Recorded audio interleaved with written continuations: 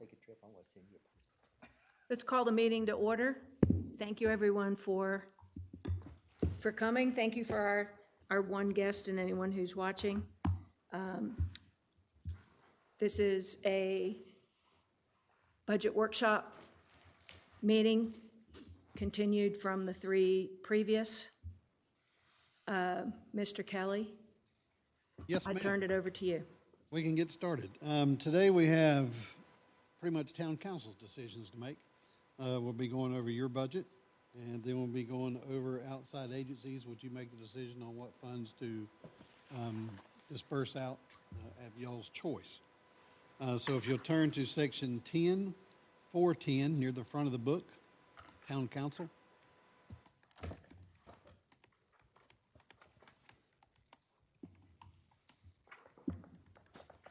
And Mr. Hatton usually handles this department's budget. So if you have any questions or requests or items that you would like to discuss, we'll be more than welcome to discuss them.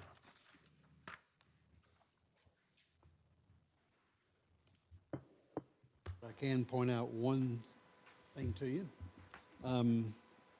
Professional services legal, estimated, you'll see a zero because we haven't been billed yet by the attorney, so forthcoming, so don't be alarmed by that being a zero. We weren't billed last year either? No, we were not. The dollars that you see, the 92,244 was a makeup for the year and a half prior to that. Why the delay in billing? This seems rather unusual. We've asked our attorney, and we request our attorney to send us invoices or send us our bills. And we're not the only municipality that's like this. He has several that he's years in the rear for requesting payment. Well, not to create a tangent, but just to make an observation here. At some point, I believe council should adopt a schedule to RFP, our attorney, our auditor, our technology, every 5 years. And because that's good practice, it's due diligence. And perhaps we ought to send a message here that not only do we expect you to perform the services, but we expect to have our accounts timely, right?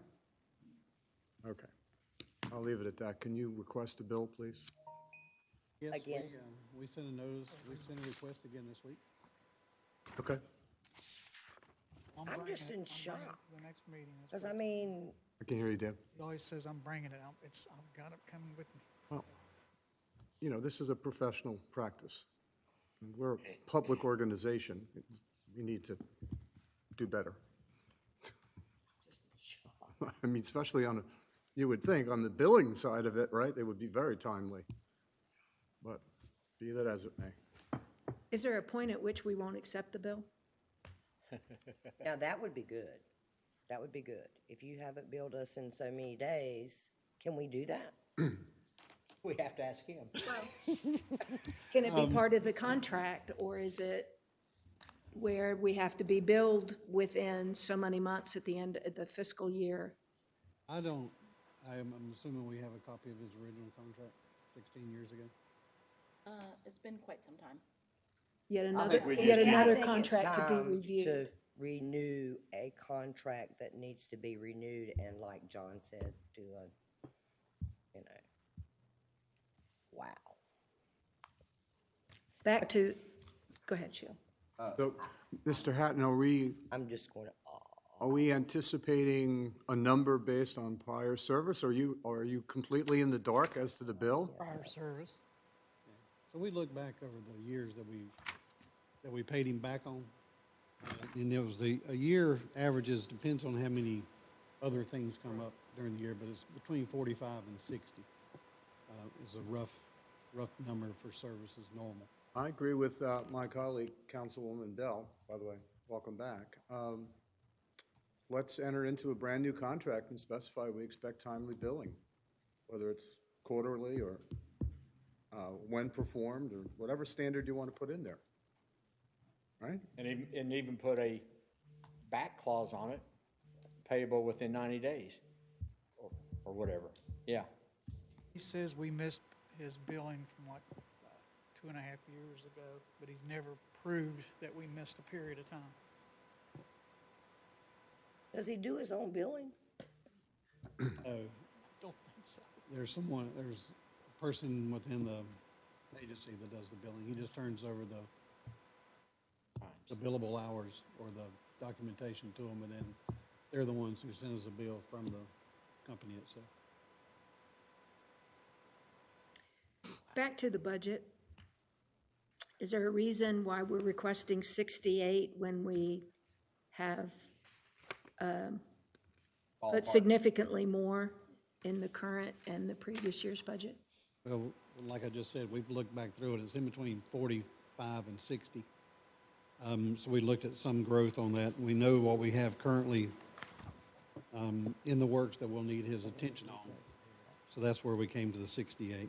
The 92 was, we had some other lawsuits back during that time frame, and the 92 or the 94,244 was a number to make up. It wasn't just for 1 year; it was for like 16 months. Got it. Okay, thank you. There's not an easy pattern for me to be able to tell you, except when we went back and tried to compare it on an annual basis, it was between 45 and 60. So we budgeted last year and the year before for his fees. Yes. So once he bills us, we already have the money. It won't be in this year's budget, correct? Well, you know, at the end of the year, whatever funds are left goes into the general fund. Okay. Right, Mr. but if, Hatton would come to you for a budget amendment. I'd have to, yeah, a budget amendment, because if we budgeted like this 40 and his bill comes in at 100, then I'm gonna have to come to you guys for a budget amendment. But if it comes in at 40, Well, I mean, I you can just, just take it out of the general fund, because that's where you put it. Okay. So if we're looking at general fund monies now to spend, is there a pot of money earmarked for things we've yet to be billed for, like legal fees? no, it would all just be in, So we may be spending that money again. It all goes to one big general fund. I understand, yes, but here's money that we owe, have yet to be billed for, and we could be spending that on something else. on the 68,000 for the town attorney, I have 48 and 20,000 is for other, if in case we would encounter something else that we used another attorney. Got it. Not to get bogged down on town council, but audit contract at 46,000. Yes, sir. I'm the new guy. What is audit contract? That's the CPA firm that does our annual audit. Yearly? Yes. And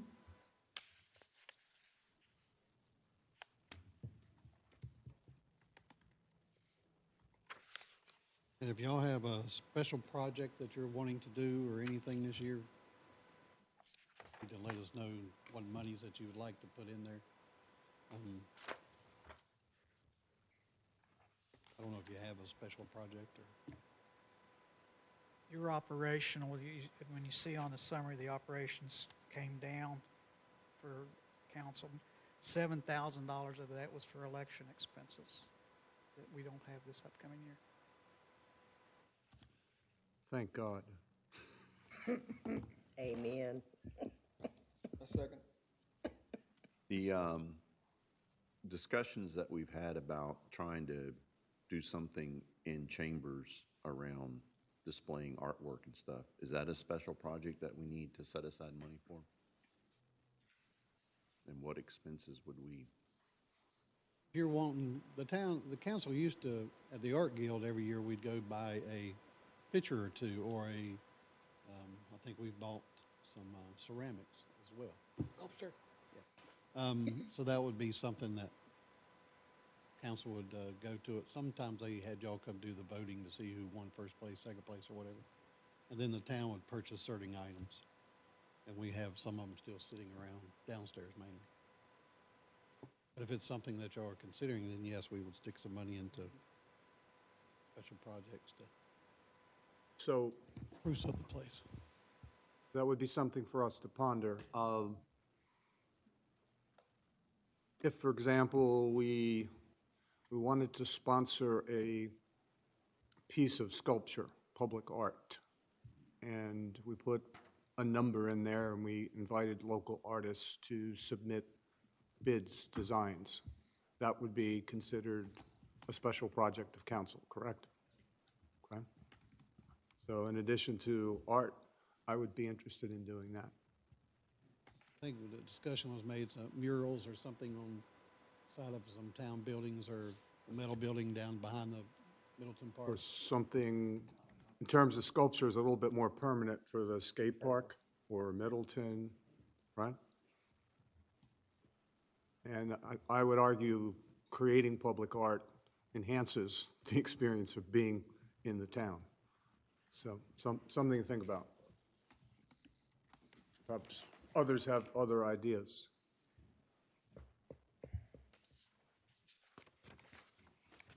I'm good, sir. Just give us a dollar. For both projects, I assume?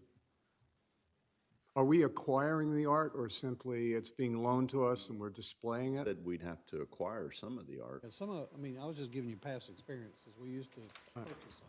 I'll propose $10,000 for the two projects which have been raised. Acquiring art to be displayed and letting a contract for a sculptor to create a piece to be placed in a public venue, to be TBD, to be determined. Now, if we can't find a sculpture this year, is a mural art or anything acceptable as well, or does it have to be?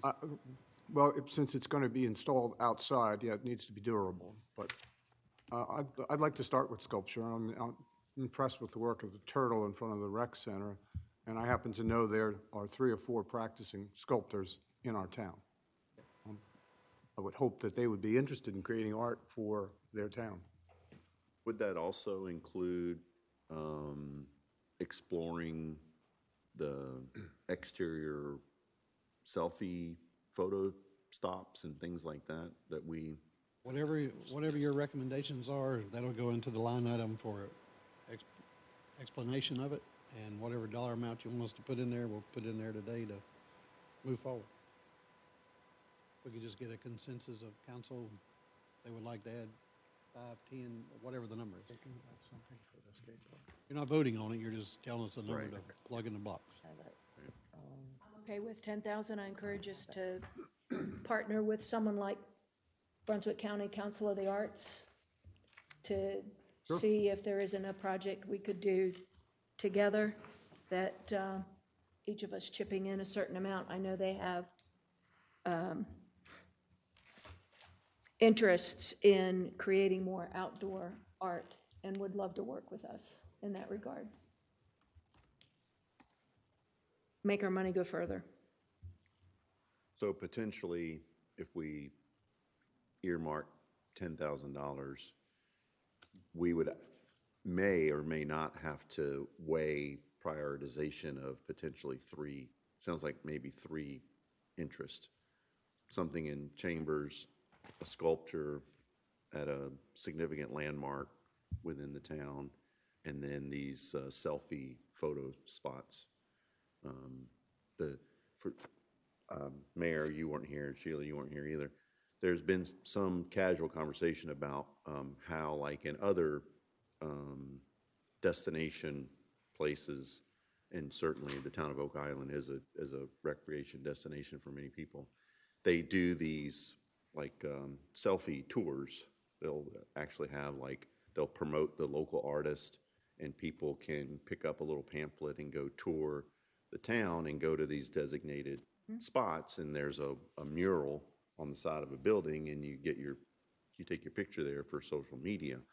But some places go as far as, if you hit all of them, come by the town and get a decal or a T-shirt, or you get a little reward for collecting all of the pictures, so to speak, around town. So that's something that has been kind of kicked around. So that could be another art-related type project where we find local artists to paint a mural on, find some buildings.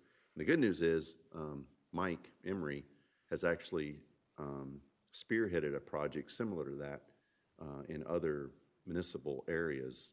So he's kind of excited about it. So I think we could get him on board to help organize that and collect,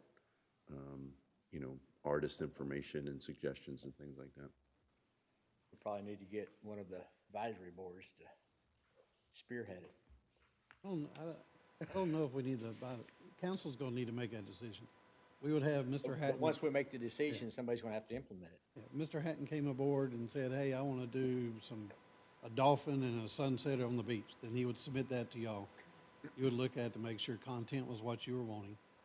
And then after y'all approved the content and stuff for that, then we would hire Mr. Hatton, or he would sign a contract for volunteer, whatever it is, and then he would go paint or build or whatever that item.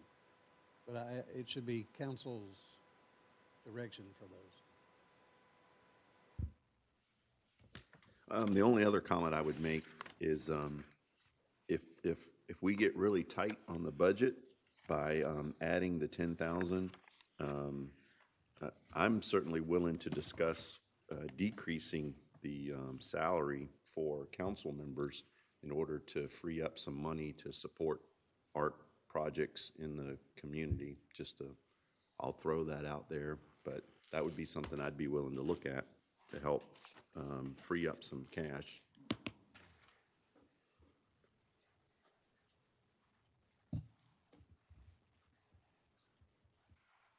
We did build into the budget also this year, and you're seeing the department supplies. The reason that went up is because of the tablets or the iPads that we want to purchase for council, so we have that in there this time. The money that we haven't spent for last year, that just rolls over. So does the 62 cover the total cost?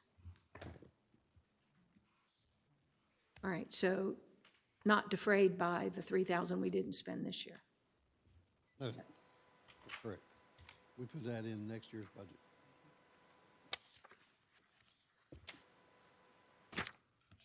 We had it, if you'll look at the line item, the verbiage part of it, you'll see $700 for each one of the tablets, depending on the brand that we go with. Right.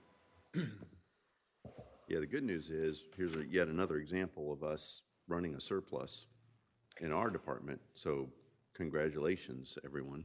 These numbers are as of the end of March, correct? We've annualized them. Okay.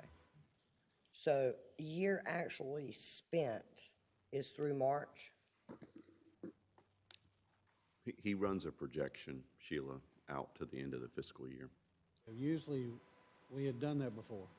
And then at the beginning of the meetings, they wanted to see a more detailed estimate going to the end. So we've taken into some assumptions, and knowing that in the other departments, as we referred to them the other day, the working departments, public works and water and sewer and those, we know that their seasons are just now coming. So their expenditures are getting ready to increase. Our revenues are getting ready to pick up on the water and sewer side. So you've already run that through June 30th? Okay. Which is not what you normally do. And we didn't show, like we said, we didn't show the encumbered dollars because we may not purchase that item. Correct. So we're not showing something just to pad something or show something. Okay, got it. Where are Trees to Sea Awards and Key to the City? Where are those expenditures? Figure that'd be the special projects. That's where that normally would go. So we've expended 5,000 in our current budget year for special projects? So you spent zero. Zero. Budget of 5, spent. I see current budget is 5,000, okay. So we need to put something Well, now in there, I can't John's wanting imagine. to put 10 up in there. That should take care of all of it. Yeah, I think 10 is a pretty That- comfortable amount to do Couple several certificates. little special projects, yeah. Are the consensus, Mayor? Do we have a consensus on adding 10? I see two heads nodding. Consensus, hands, Okay. please. There we go. Yes, unanimous. Thank you. All right, moving along. Next, David, please. All right, we're gonna flip a page. 10-4-11. Totally yours. This is, we send out annual request, we provide I'll let Mr. Hatton explain it here in a second, but we provide, or we can provide funds to people who provide a service that the town does not provide. And so we've been, as you can see, current budgets, you can see agency request, and there's on page 2, it's a breakdown of who has applied for what. You see a total.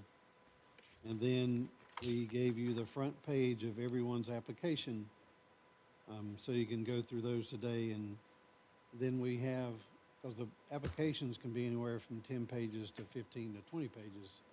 So we'll make those available in your chambers. If anybody wants to come look at those, we didn't want to make prints of everything. But any kind of questions you have on those, you can come to the office and take a look and read through those. But these are the applications in front of you for funds from outside agencies. And again, this is something council's decision. We have a rationale for the almost double for Oak Island Water Rescue. They explain it in their literature. They were Their asking for explanation additional was, equipment. since we were requiring them to do an audit, they wanted us to pay for it. $20,000 worth of an audit? That's ludicrous. They receive grants throughout the year from, No, but we're asking a volunteer organization to submit an audit of funds of their, Prior to last year in my request, they did not all have an audit, nor did all of them file 501c paperwork. So I see those being checked in here. Thank you, Mr. Hatton, for following up. Mr. Kelly, I think we need time to look at these. I mean, that's a 50% jump in water rescue. I don't know what they're requesting. Surely it's more than an audit. Well, the audit is only designated as $5,000. Okay. So, There you go. They had- Contract to 35 and then added the 5,000 audit on it. that's still a significant increase. What they have on their sheet, that's in your book, 26,400 plus 6,000 for a boat, comes to 32,400.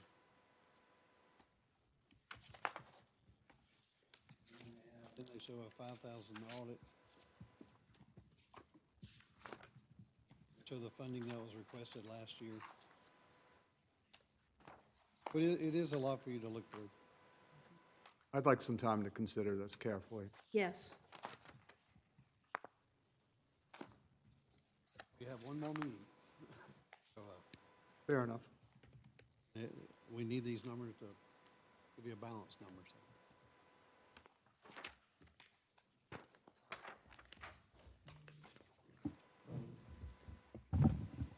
are they suggestion on their application that the fiscal year 2020, 2021, that they were approved for 32,400?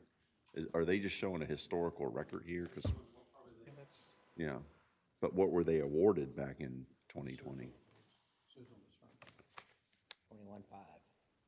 Oh, back here. Current 21, 22 is 21,150.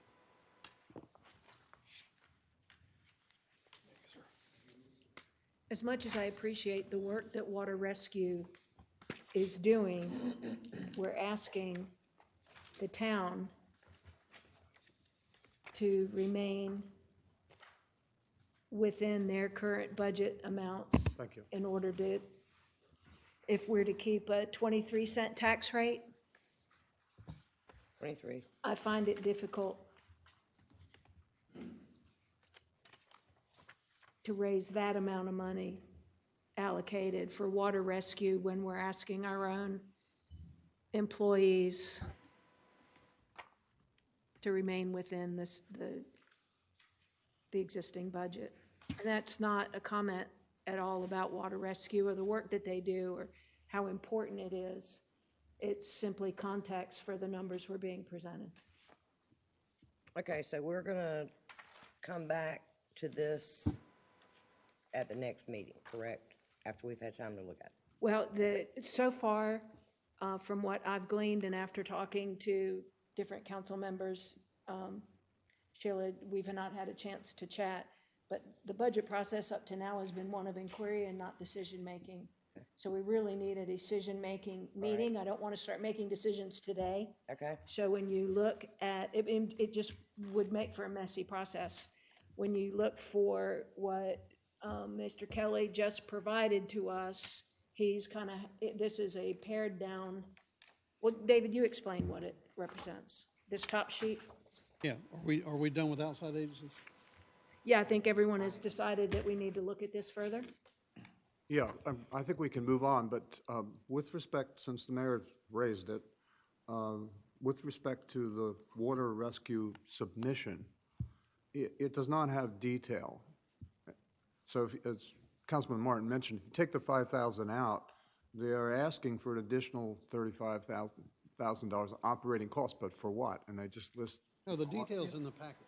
Okay, Yeah, so we can go in the cubby. Okay, perfect. Packets are in your all's Thank you. room back there if you Let's choose to move look on at then. them for all of the information. I'm good. All right. So now we get to the last few meetings, we've been talking about several things. Everything that's been presented to you now has been the general fund. So you've seen everything that is being presented. During that discussion, there has been several things that's been brought to your attention in the budget.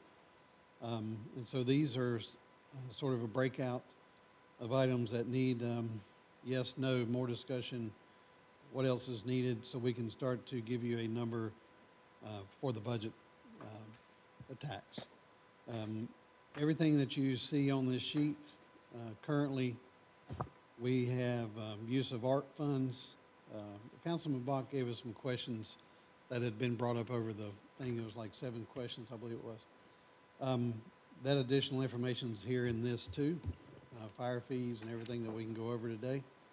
But this breaks down the use of ARC funds, what we have given you for consideration to use for the police and fire, and what you had already placed in stormwater. So we can go through this per item if you want to, or we can go back through per department, but it's time to start making some considerations and decisions so we can start going forward. Or we're just going to be sitting here on the next meeting still not knowing. So you're wanting us to decide today where we stand on tasers and where we stand on additional fire trucks? So what usually happens in our workshops, we usually get a consensus, just like you did a minute ago for the 10,000. You're not casting a final vote. You are giving us direction on items that you believe that we should be able to leave in or you would like to remove altogether. And then we can plug these numbers back into the budget and give you a number. I can tell you currently, everything that is in front of you on the sheet and the use of the ARP funds that we've identified and we have discussed, with that, we can balance the budget at still the 23 cent that you currently have. That was my question. With some funds left over, or if we put all the ARP funds back into it and not use any of the ARP funds, we can still balance the budget except for the stormwater fee. The stormwater fee, I think it was around the $850,000 mark. But those are sort of where we're at. The capital projects that were done last year, the paving, we discussed paving already. It's down here on the bottom what we would like to do with paving. We've discussed the rec center. So it's still here on the sheet for us to make a decision on. Then you have the walkovers is a large item for 20th and 9th Street. So those are items that we need to, some direction if you're wanting to leave or we're wanting to take out or where we're at. But everything that you see now, we can still balance the budget at the 23 cent that you currently have. Everything we see on this sheet.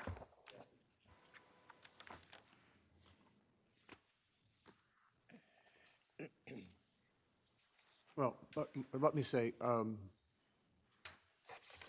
sincere thank you for furnishing this wealth of data. And so I do appreciate it, and I think the rest of council appreciates it, being able to see the detail.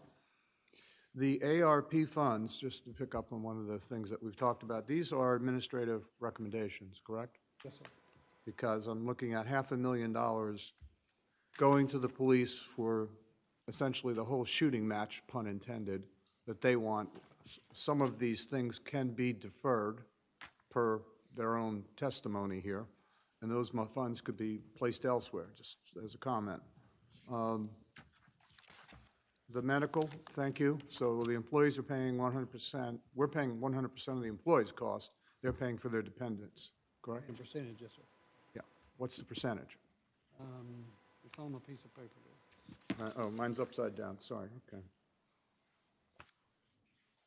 The employer's paying 100%, and the dependents, the employee is paying 60% of dependents. Okay. And that's at our discretion, correct? So that can be moved Can be moved? up or down. We could assume all of it, or we can increase the copay. Correct. Okay.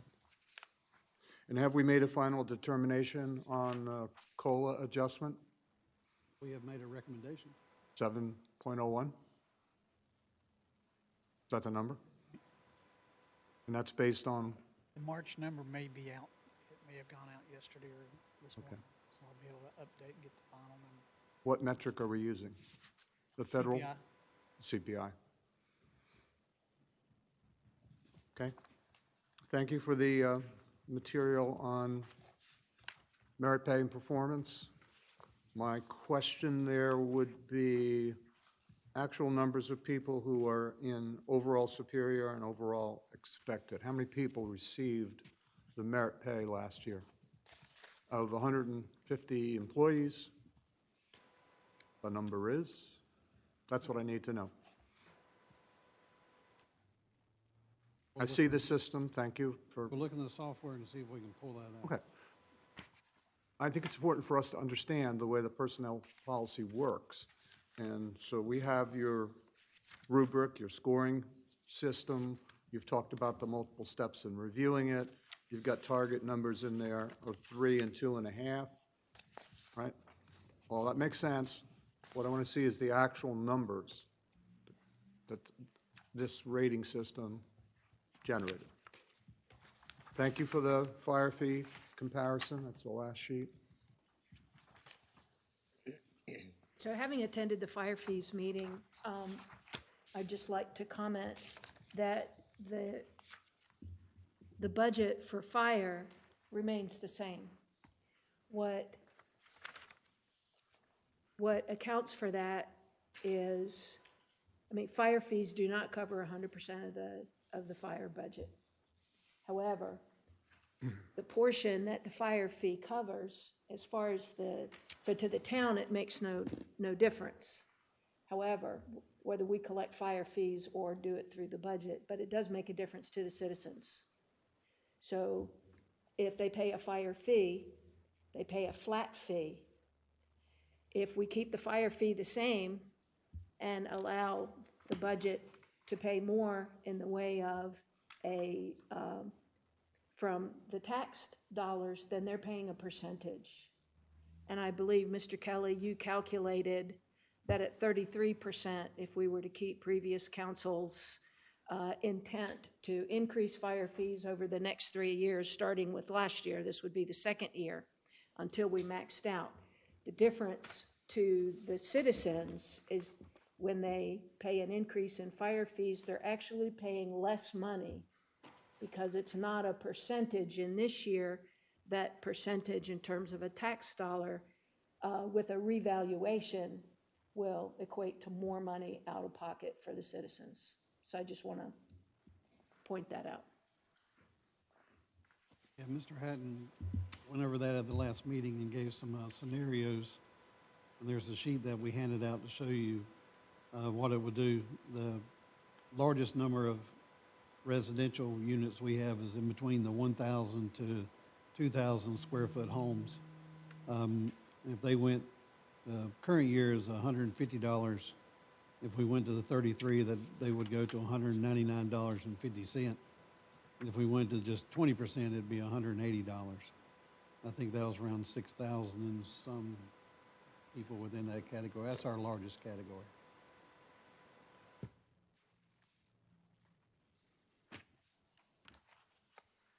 Then he gave you a sheet showing what everybody charges now on their current rates, because we don't know what's being proposed this year from anybody yet.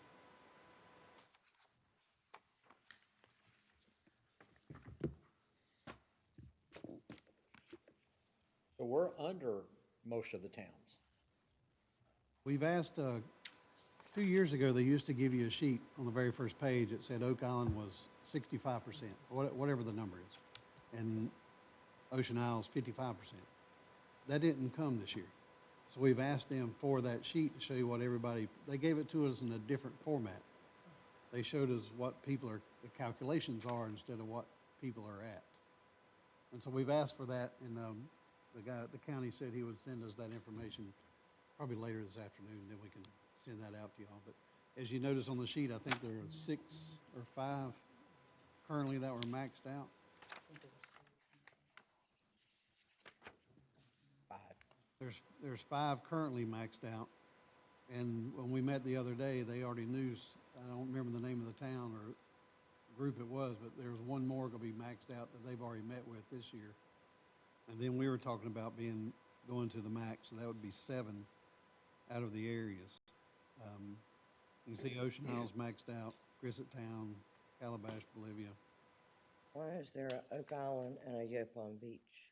Well, Yopon Beach is probably the Castle Beach or Southport. That's where Yopon Fire Department moved to. Ah, So that's the fire fees that's still being observed. We asked that question too, but they just haven't changed it. okay. Yopon Beach to say Castle or, So it's Yopon Beach Fire. Okay. which is Southport. Fire. Asphalt, Southport, okay.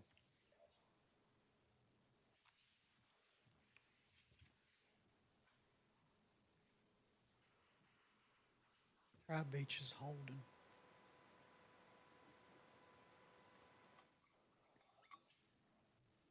Has any work been completed looking at expanding fire services in the budget if we add more personnel and equipment in correlation with a fire service fee and how it may improve our rating so homeowners would get a reduction on their insurance? I don't know. I don't think that was discussed the other day at the fire meeting. It was not. I know we'd have to ask Chris to see what rating we are currently. I forget our current rating. But I know we improved a year or 2 ago, and then we improved on Steve's part on the building part last year. So we have increased their fire fire insurance rates. But I don't know if this raising this or the service that we're providing, I don't think we're adding anything extra. We're still reducing the time of response, but I don't think that's going to buy us any additional reduction in insurance yet. It's a points thing according to your system. Water system counts for the most of it. Right. But I don't Distance know what to year we fire go back under hydrants. review. I think it's about every 5 years. So I take it we're going to ponder all of this information, and the next meeting will be decision-making. So I guess for both of you gentlemen, I'd like to do a summary just to make sure that I've got this conceptually in an accurate way. So within the current tax budget of 23 cents, I total, interestingly, 9 new members of the staff, 9 personnel, and 9 vehicles, right? And this would not include any special projects, right? On a large scale, so paving roads, which we did last year, the skate park, and sidewalks. None of those are in there. Nor does it include an economic development officer. I'm sorry, I keep beating this horse again, but I believe it's critical with Williamson, Pine Forest, and the explosion of growth. We need to manage it. That's not in here either, right? That's Not until, I can't hear you. I'm sorry. not until hopefully today y'all give some direction on what y'all would like. None of that is in there except there's a balance remaining of $1,149,000. Yeah, that's what I'm getting at. We have not, there's still money left In the ARP fund? Yes. Yes, in the ARP fund, yes. Right. Okay, Not in the general fund. yeah, I understand. Oh, there is there is funds maxed. left in the general fund. If you're using the ARP fund, then there is $700,000 still in the Okay, general fund. fair enough. Okay, so then we come back to burn rate and what we can do with that. So, given that potential balance, getting an economic development officer is very feasible, because he or she is not gonna cost $700,000. If that is indeed the true balance. See, we don't know yet what that number is. It's something to think about. And there may be other, I don't want to speak for council, there may be other needs that council members see that are not in this list. Correct. Right. So, And on the speak one, now if you have one. Uh, I'd rather have the paving done than have an economic development There you go, officer. okay. but on the 1,522,000 tentatively allocated on the ARP fund, 528 to police and 144 for radios for fire may be decreased some once we start sharpening our pencils. It's dollars wherever you want to put the dollar. So for instance, it could be half this year, half next year. And we would still meet the requirement for the changeover in radios, right? We'll just be paying for them out of tax dollars instead of using, The ARP funds. Right. Plus, I'm hoping economies of scale, we're getting a better deal if we buy more radios now versus later. You're saying no? Well, no, that's the unfortunate. radios are going up about $85 to $105 a year. So every year we wait, 26 more radios is another $105 next year per radio. I don't, Deadline for when they've got to have those switched over? Yes. 2025. That's what we had looked at before. Fire, we were buying, I think, 8 of them a year. We were staggering those as we went. And then the police, we were waiting until the very end to buy all. Even though it's gonna cost us more money. but right now we So have, you've got them in here, right? Yes, ma'am. Under ARP funds. Okay. we have police, fire, and stormwater being looked at for ARP funds. And we're hoping there'll be 3 or 4 other categories to be looked at in addition to these 3 for ARP funds. Well, the other consideration is how we want to move forward in terms of the rec center. So, Pardon me, Go ahead. Madam Mayor. Just before we leave that, so I'm looking at my notes from the police hearing, that police tasers are end of life. They absolutely have to be replaced. That's a safety issue. Tasers are end of life. They're end of life. That has to be funded. Right. The cameras and radios, that's a discretionary choice. We can use ARP funds now, or we can wait on the radios for 3 years. The body cameras would probably go another year, so those Body are, cameras now, I thought he said that they were at the end of life too, because right now they have to come in 3 times a day to change out their battery backup packs just to keep the cameras going Yeah. for. inconvenient, but that's a choice. The tasers are the one thing that must be funded for the obvious reasons if they don't work, or they work too well, et cetera. I'm sorry, Madam Mayor. No, Go right that's ahead. fine. Any money remaining in the ARP fund, one consideration is to use it to begin the process of, or fulfilling what we set as a priority for this year for the rec center, which was at least to get to a architect's drawing to do the survey, to work with the engineer to get an architect's drawing, or whatever, and begin to socialize those updates with the citizens so we get a fixed number as to how we move forward. And ARP funds have been used by other municipalities for that. I would also recommend that we go for a matching grant to cut the cost of the build, is another consideration.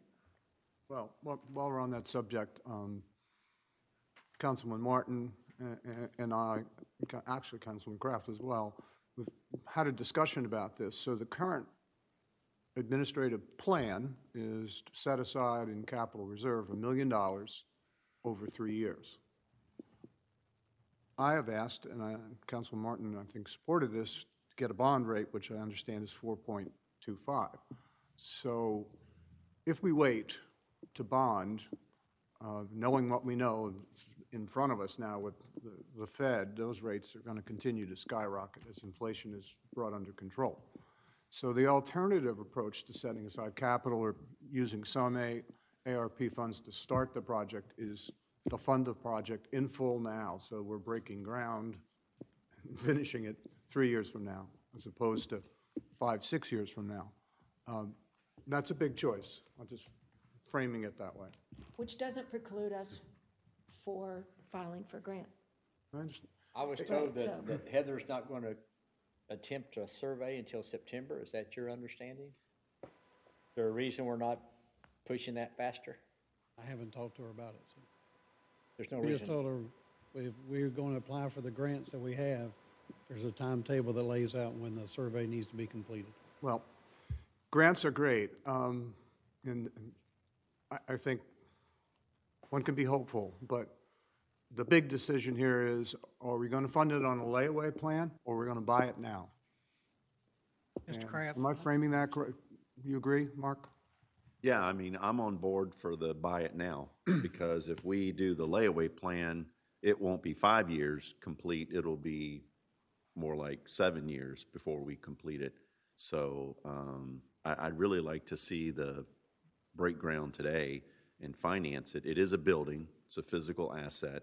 That's the best opportunity to search for financing options out in the marketplace because you have the collateral to back the loan. So I say we break ground today and we go finance the rec center and take it off the table.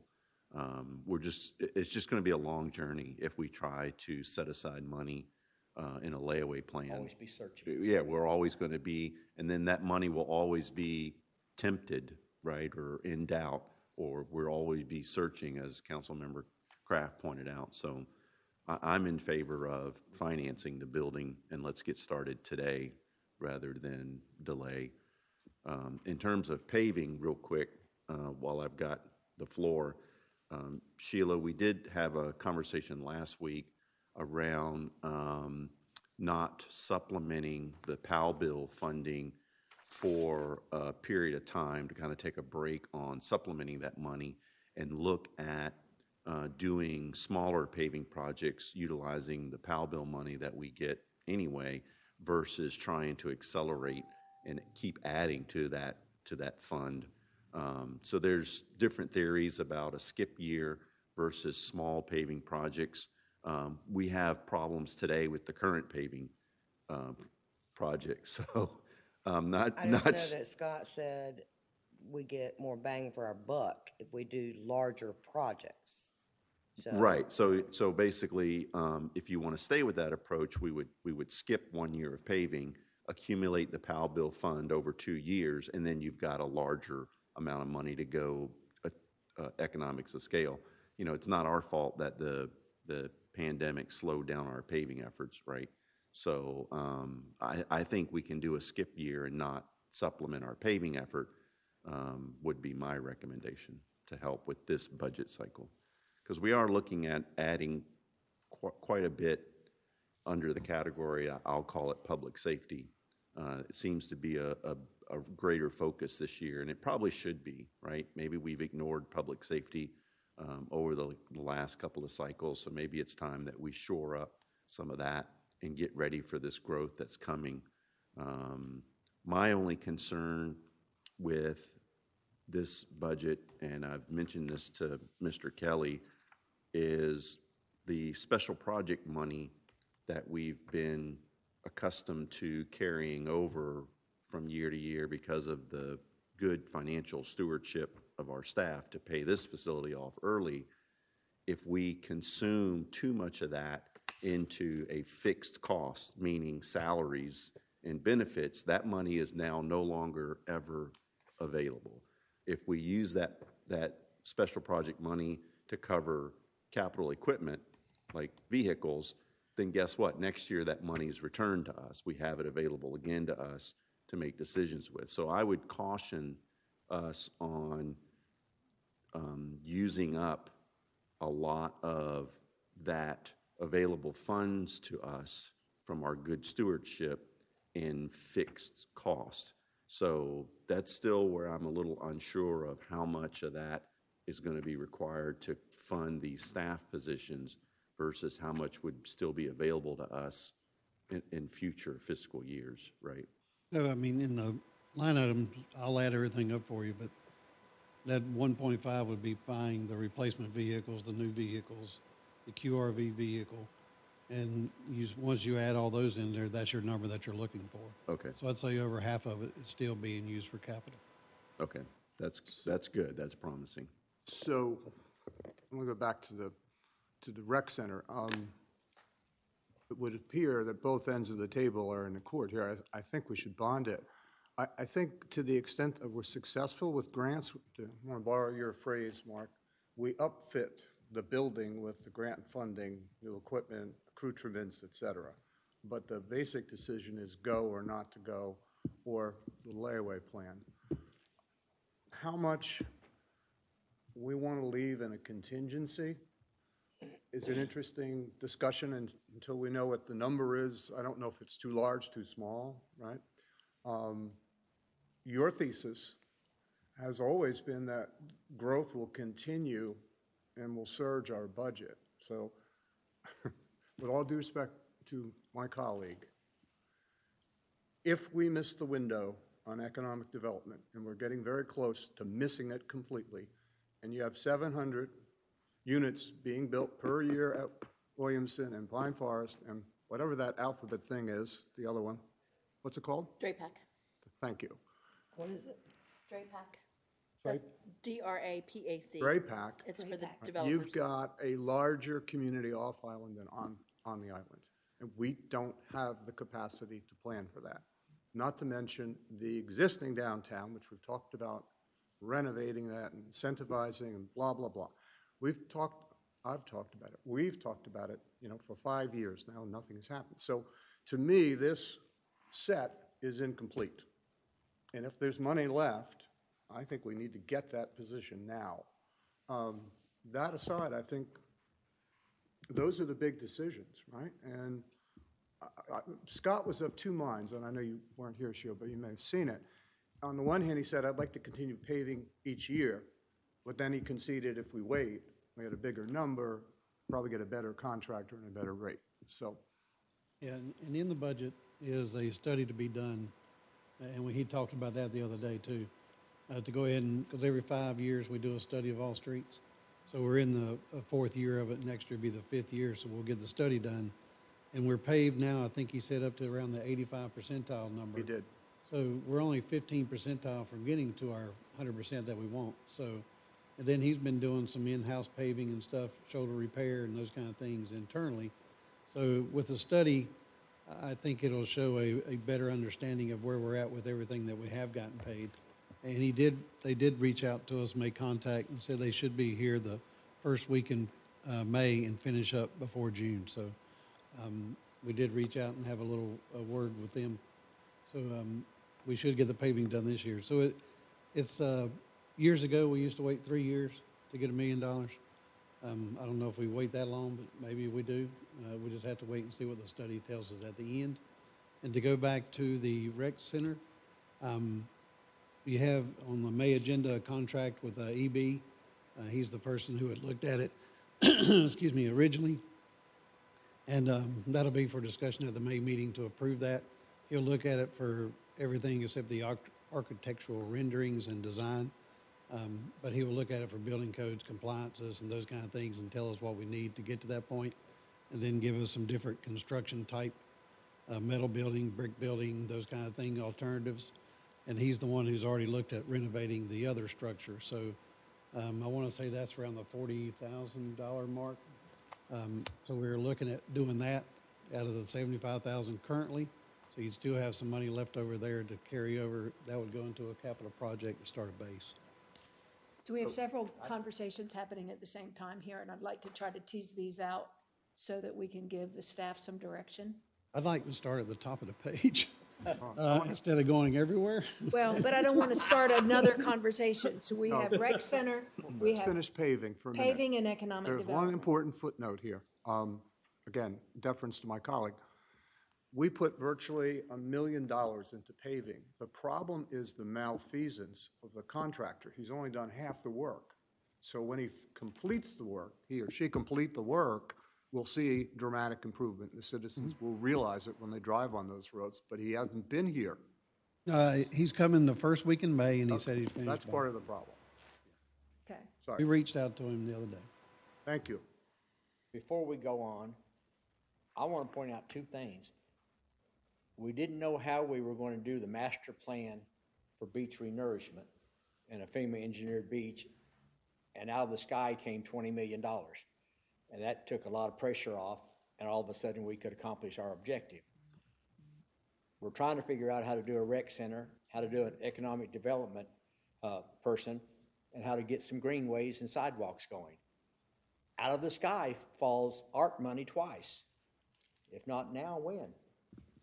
We've got a lot of things coming our way, and we can spend that money wisely and put a lot of things to rest. That's my thoughts.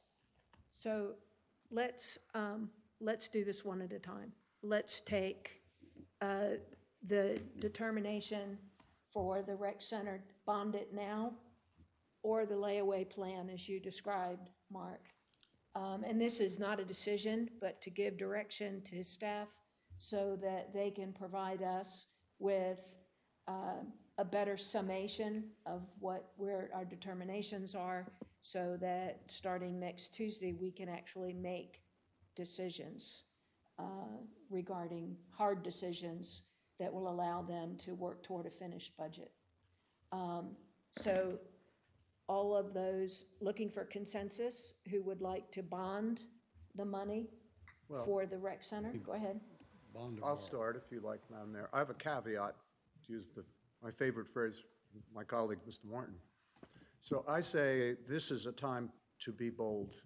We can talk about things. We've done that. We've deferred. We've got a 50-year-old building that's decaying. We've got a community that needs it, wants it. We should bond it before the bond rates become unreachable, and upfit it with grants. But the bond needs to be the longest possible term, so we spread the pain out as long as possible, 15 years, or 15 years preferably. With that caveat, I say bond.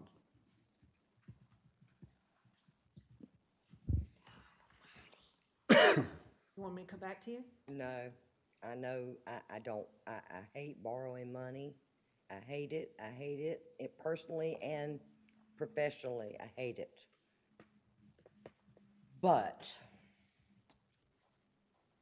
I know y'all are gonna overrule me. Apply for every grant known to man. There's millions of dollars out there. We've just got to find it. I would like to clarify Mr. Kraft's question on what Heather's doing on looking for grant money. That was per Emily Miller, our grant writer. She said the type of programs that would benefit the rec department will come available August and September, and then that's when she'll be able to see them hit the street. Will she need her survey prior to that? I think she did say she needed that survey updated. So I'd like to make sure, while we're on the note of the survey, that we're able to do it so it's statistically valid, especially if we're going to blend new information with past information. And that the questions are going to elicit what, or reveal what we actually need in a new structure, in a new building. One quick comment on grants. If it's possible that we could get some kind of status report on which grants she is pursuing or thinks we should pursue. I know there's been discussions with her and we're trying to prioritize. I'd like to understand what is being prioritized based on her guidance and advice and what we're truly trying to go after now versus like that example about, well, Parks and Recreation grants will come available in August or September. Great piece of information. So I'd like to understand how she's prioritizing and where we are. All right, I'm going to pull us back to the conversation at Okay. hand. We worked, prior council worked so hard to get that debt paid off that I would much rather apply for grants and put it on the layaway plan. Okay. I've always say, if not now, when? It's time. The rec center is the heart of our community. It's where everybody congregates. It's where all the activities comes from.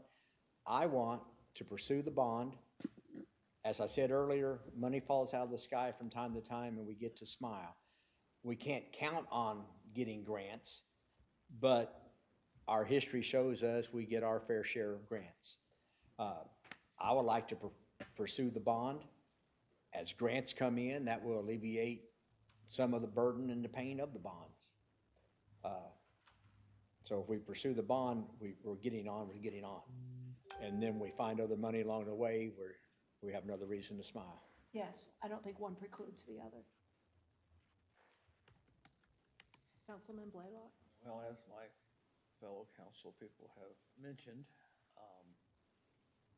the rec center has been long time since it has been fixed up, and it is a gathering point and a point to be able to disseminate information and help people out. And saying that, I would support the bonds. Mr. Martin? Bond. Not that I get a vote formally, but I would agree. I think the rec center Poor Jeff. is the nucleus, if you will, of the physical, mental, and social health of our community. And I know it needs to be done. It needs to be done. So there you have your direction for bonding on what Councilman Bach suggests is a 15-year note. So if you could provide us that information and include that into our current budget. Let's take paving next. So once we get done, I understand we have an 85% completion rate or percentile. I'm not sure how that totally changes. Mathematics is not my forte. I do want to mention that nowhere or at no point have we had a discussion about measures to slow the speed of certain streets, particularly behind Publix, and those in the Yaupon area that get folks to the pier complex. When we are fully maxed out during the season, we really become one big neighborhood. And there are constant concerns, at least expressed to me, I don't know about my colleagues, about issues at certain intersections needing stop signs where there is concern for who has the right of way to proceed. That those are not measures, stop signs are not measures to control speed. So I think we also need to look at speed bumps. We have no money in our current budget for that, but I take it as something that we need to consider. And I don't know what that recommendation would be, but I certainly would like to see the numbers for speed bumps and stop signs. The emerging theme of this year's budget is public safety. And I can't imagine that it's a terrific amount, but it's a consideration, I think, whose time has come for the safety of our citizens. Having said that, do we skip this next year for paving streets? Well, if the current contractor hasn't completed the work that was already budgeted, why would we not just add on the next PAL bill round and keep that contractor paving? Paving till? Yeah, I'm not saying, supplement the PAL bill money, but they haven't even finished what they started. So there's money still out there that is due to them that they will bill us for. So. And I don't- money coming in. Right, and POW bill money coming in, so I don't know why we don't just continue paving, we just don't supplement it out of the general fund. We just keep using POW bill for right now and let this current contractor still get as much done as we can with last year's money and this year's POW bill money, and then maybe next budget cycle, we'll have to take a break. I agree. I would agree. That makes sense. And the conversation last year was a one-time infusion because of years of underfunding and neglect and I won't go into the sewer cuts. It was a one-time thing. It makes sense to take the PAL money and let him keep going. We're going to get to 90+%, and then we're at a very manageable level, whereas before, we had more than half the streets in decay. So it's accomplished its purpose, fingers crossed. If he completes, Mr. Kelly, is he going to complete this in May? How long does he need to complete 50%? Well, he said it'd be done before June, so I'd say he completes it in May. Okay, so I support Councilman Martin's proposal. But to carry over the money, we'd have to talk with our auditor. We already have a contract for a fixed thing that we put out for bid. Understand? So we'd have to see if we could just all of a sudden roll additional funds to keep the project moving legally. Right. Well, I mean, while he's got his equipment here, if there could be another contract, but just with less money, then he's not taking his equipment somewhere else and having to bring it back. That certainly helps him and helps us utilize the next round of We just have to- 350 or whatever We it just is. have to look at the dollar amount and make sure that we can do that. Legally. Right. Is this current paving that's coming up in May, we will still have the dips in the road? They're just filling in the potholes. No, Scott addressed that the other day. Anywhere that there's identified on the paving that they have now, they're supposed to repair whatever the dip is, the hole in the road, sand in the road instead of no asphalt, if that's the way the condition was. Every road has a list of items to be addressed. And then Scott and them, they go out and paint everything, then the contractor comes back in and does the square footage, just gets the cubic yards, then they figure out the cost of the street. So all that's still being done, so.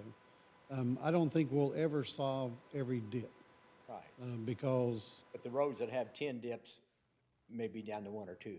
correct, the dips will always come back. Just because of the nature of the island, and when the utilities are put in, everything had to be dewatered, so we put a gravel bed at the bottom to let the water run through it downstream, so then we could lay the pipes. So we created an underwater channel for everything to go, and we're on sand, so the sand filters down every time. Dips are coming back. Councilman Blaylock, in terms of Mr. Martin's consideration for keeping the contractor here and continuing through next year's power bill? I agree. I think that, help me, Mr. Kelly, understand this, is this guy being, by this company being charged any penalties for delay? We do not have anything in there liquidated damages. They are currently, or they were working on a DOT project. We are one individual that has every so many years, we have a paving contract. As you remember, we had to rebid this project because we didn't get enough bidders the first time. And then we ended up getting the same one bid again. So if we go into the contract next time, put liquidated damages, all we did is raise our cubic yard price because he's going to recoup his cost either way. Yes, we'd have some leverage, but then if he didn't and he completes it on time, then he got the extra money for the cubic yards. That gives him an incentive to complete it on time because he's going to make more money. But it all depends on how you want to look at it.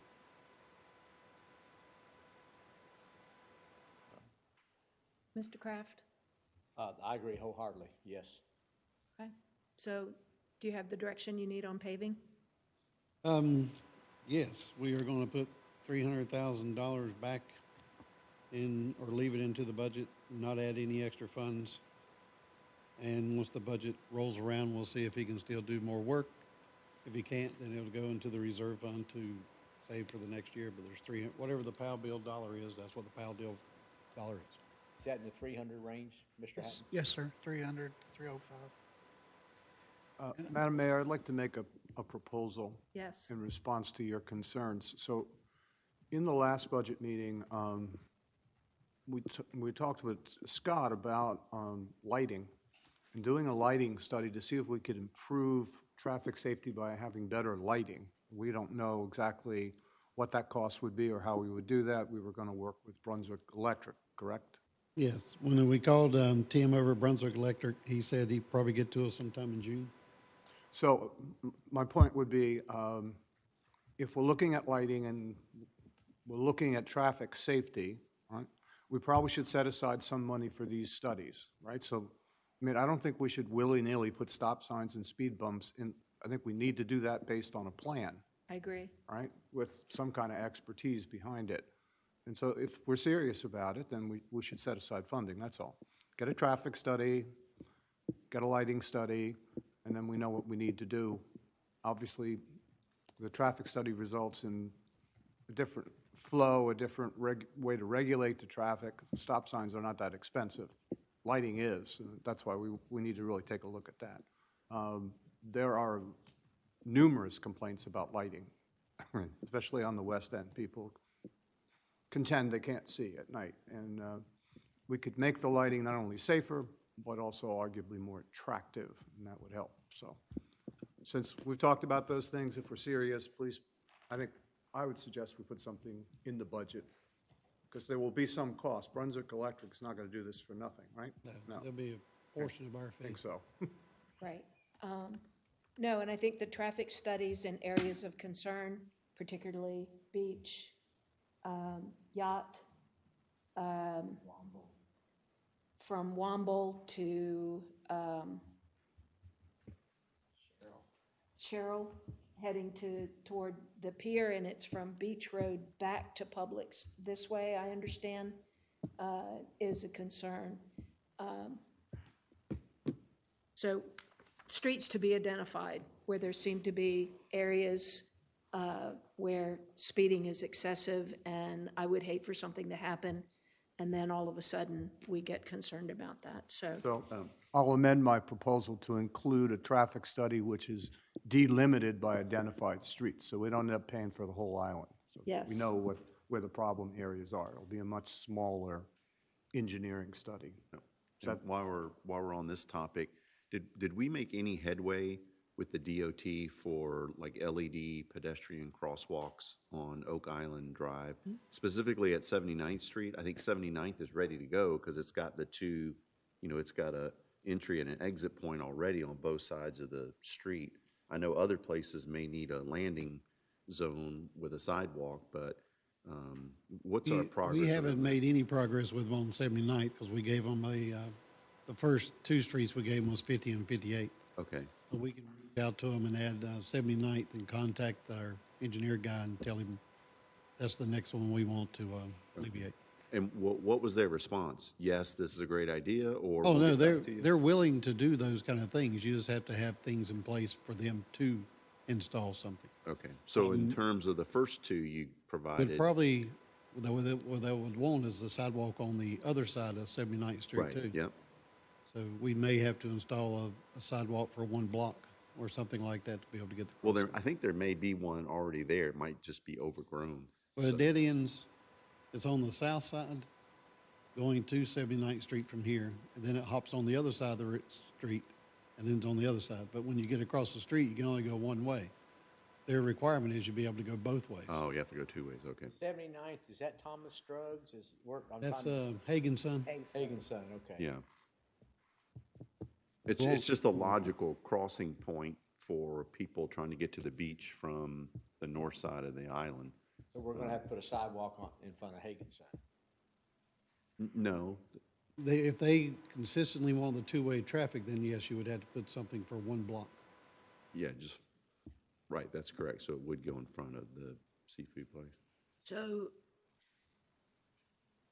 some of the places that we're talking about are state-maintained. Yeah. So is it detrimental to us to spend money for a study? No, if we're not it's- doing a study for that. We will have to do a little bit of a study on that, but that is a DOT item. Okay, We approach them for them to put one there, okay, and then they do a study, and they bill us for a portion of that study, okay. and then they sometimes pay for the total cost of putting that in. Sometimes. And then they look at the value of it, and then they may assume that we have to pay a portion of it. And we've also asked them on Beach Drive, we're waiting for our DOT permit for the 46th Street turnaround, and also the new handicap parking in front of the cabana. And once we get that, then there will be a crossover there with a sign in the middle and then the solar lights on both sides. So we are working to get that one in place at the cabana. Any projections on when we could see something from the state for these projects? When we get the sidewalk in place, that's when it starts. And that usually takes anywhere from 3 to 6 months. Okay. But you're going to add 79th Street to the list. And because I like the 50th and 58, I think 79th is another key. And then at some point, we'll have something on the north side of Oak Island Drive down by the rec center, and we'll talk about adding those at some future date, but right now. Yeah, and we looked at originally doing it at Barbie Boulevard because they had the median, and there's already a sidewalk that goes up Barbie. And then it would need to be a sidewalk for an extended period on the north or on the south side of Barbie to lead them into the median. That may be the easier location to be able to do. Because then we can show we have two ways of traffic, north, south, Right. east, and west. While you're begging DOT, how about the golf cart thing on Oak Island Drive? What about it? The no golf carts on Oak Change Island. your speed limit. I can't help you on that one. It's allowed. I'm gonna continue to bring it up until we figure out something. Change the speed limit 1 mile an hour over. Yeah, when they get to the 45, they have to exit, but they don't do- understand that, right? No. It would just be easier and 36 miles an hour is not feasible.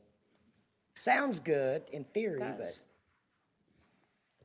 You had said the handicap access is, I know it's a Scott question, but someone called me yesterday, said there's only 2 handicap accesses open right now.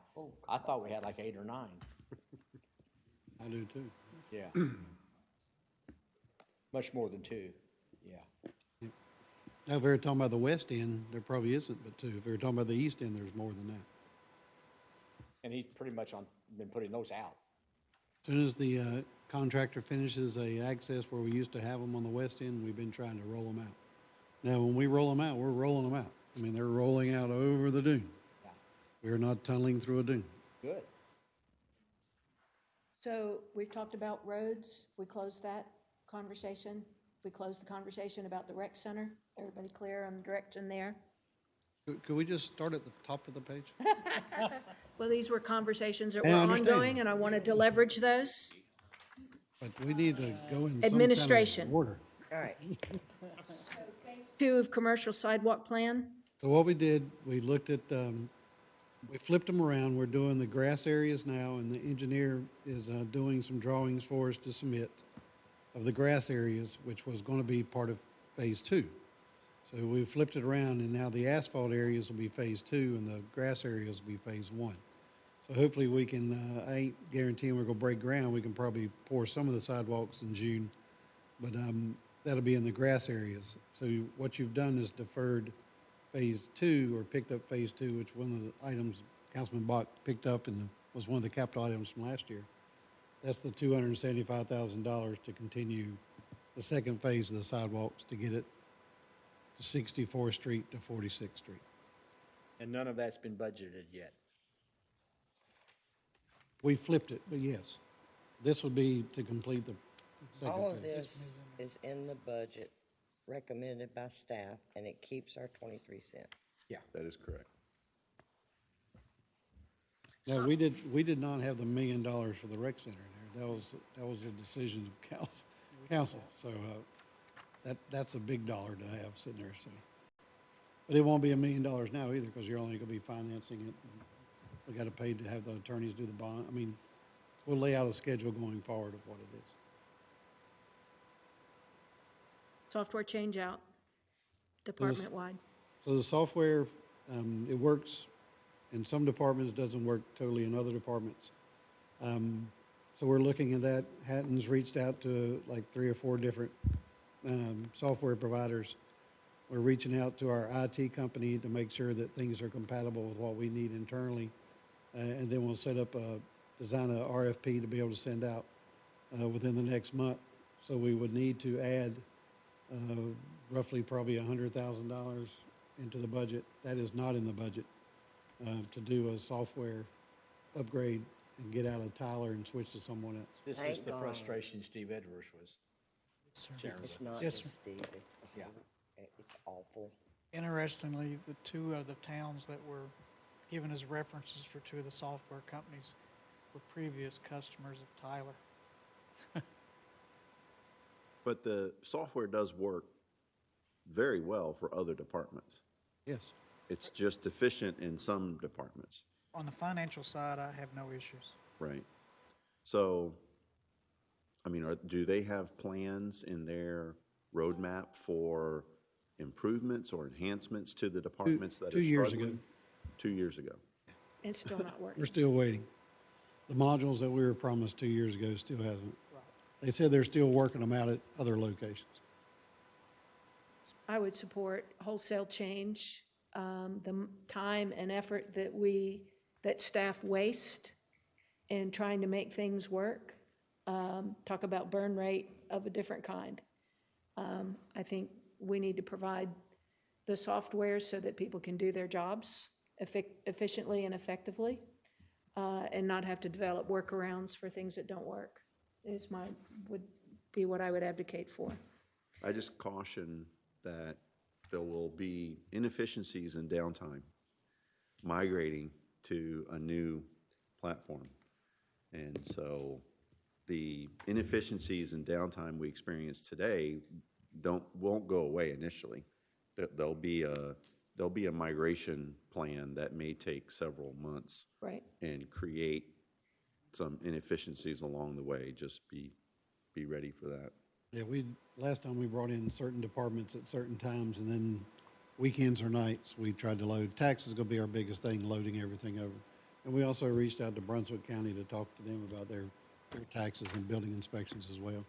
'Cause they were self-created programs. The only other thing we have in administration, as Councilman Bach has brought up today, is an economic developer. What's council wanting to do with that position? I'm in favor of economic development capability. If that means staff that can be funded, that's great.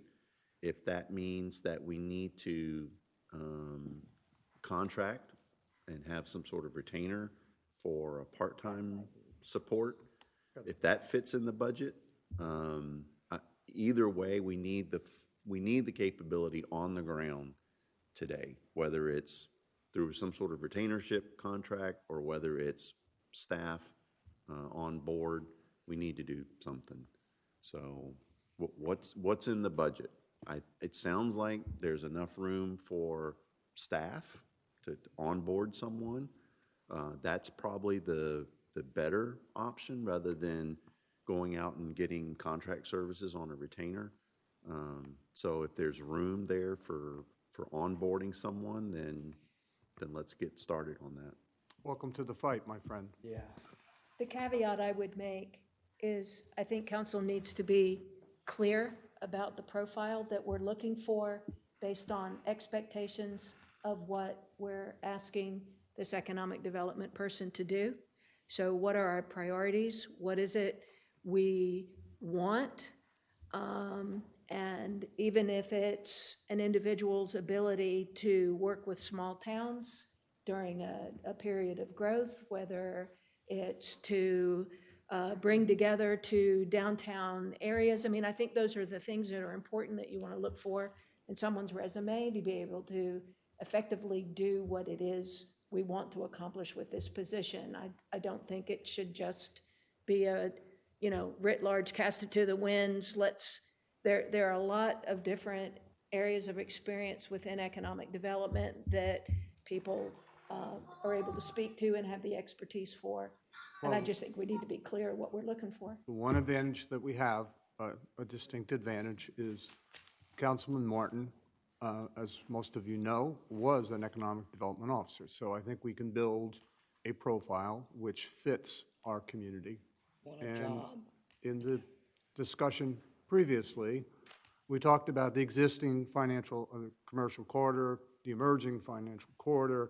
I would assign this person grant patrol to find every grant known to man and apply for it so it's consolidated in one person, working with the business community, finding ways to incentivize improving the aesthetic of downtown, thinking through streetscape as we build these sidewalks, thinking through we'll Greenways, et build a cetera. long list of things. Believe me, there's Yes. plenty of work to be done. Yes. As Councilman Martin mentioned, and I thought it was an interesting fact, if the economy holds, always an if, 2 years from now, when Williamson breaks ground, there'll be 700 housing starts a year.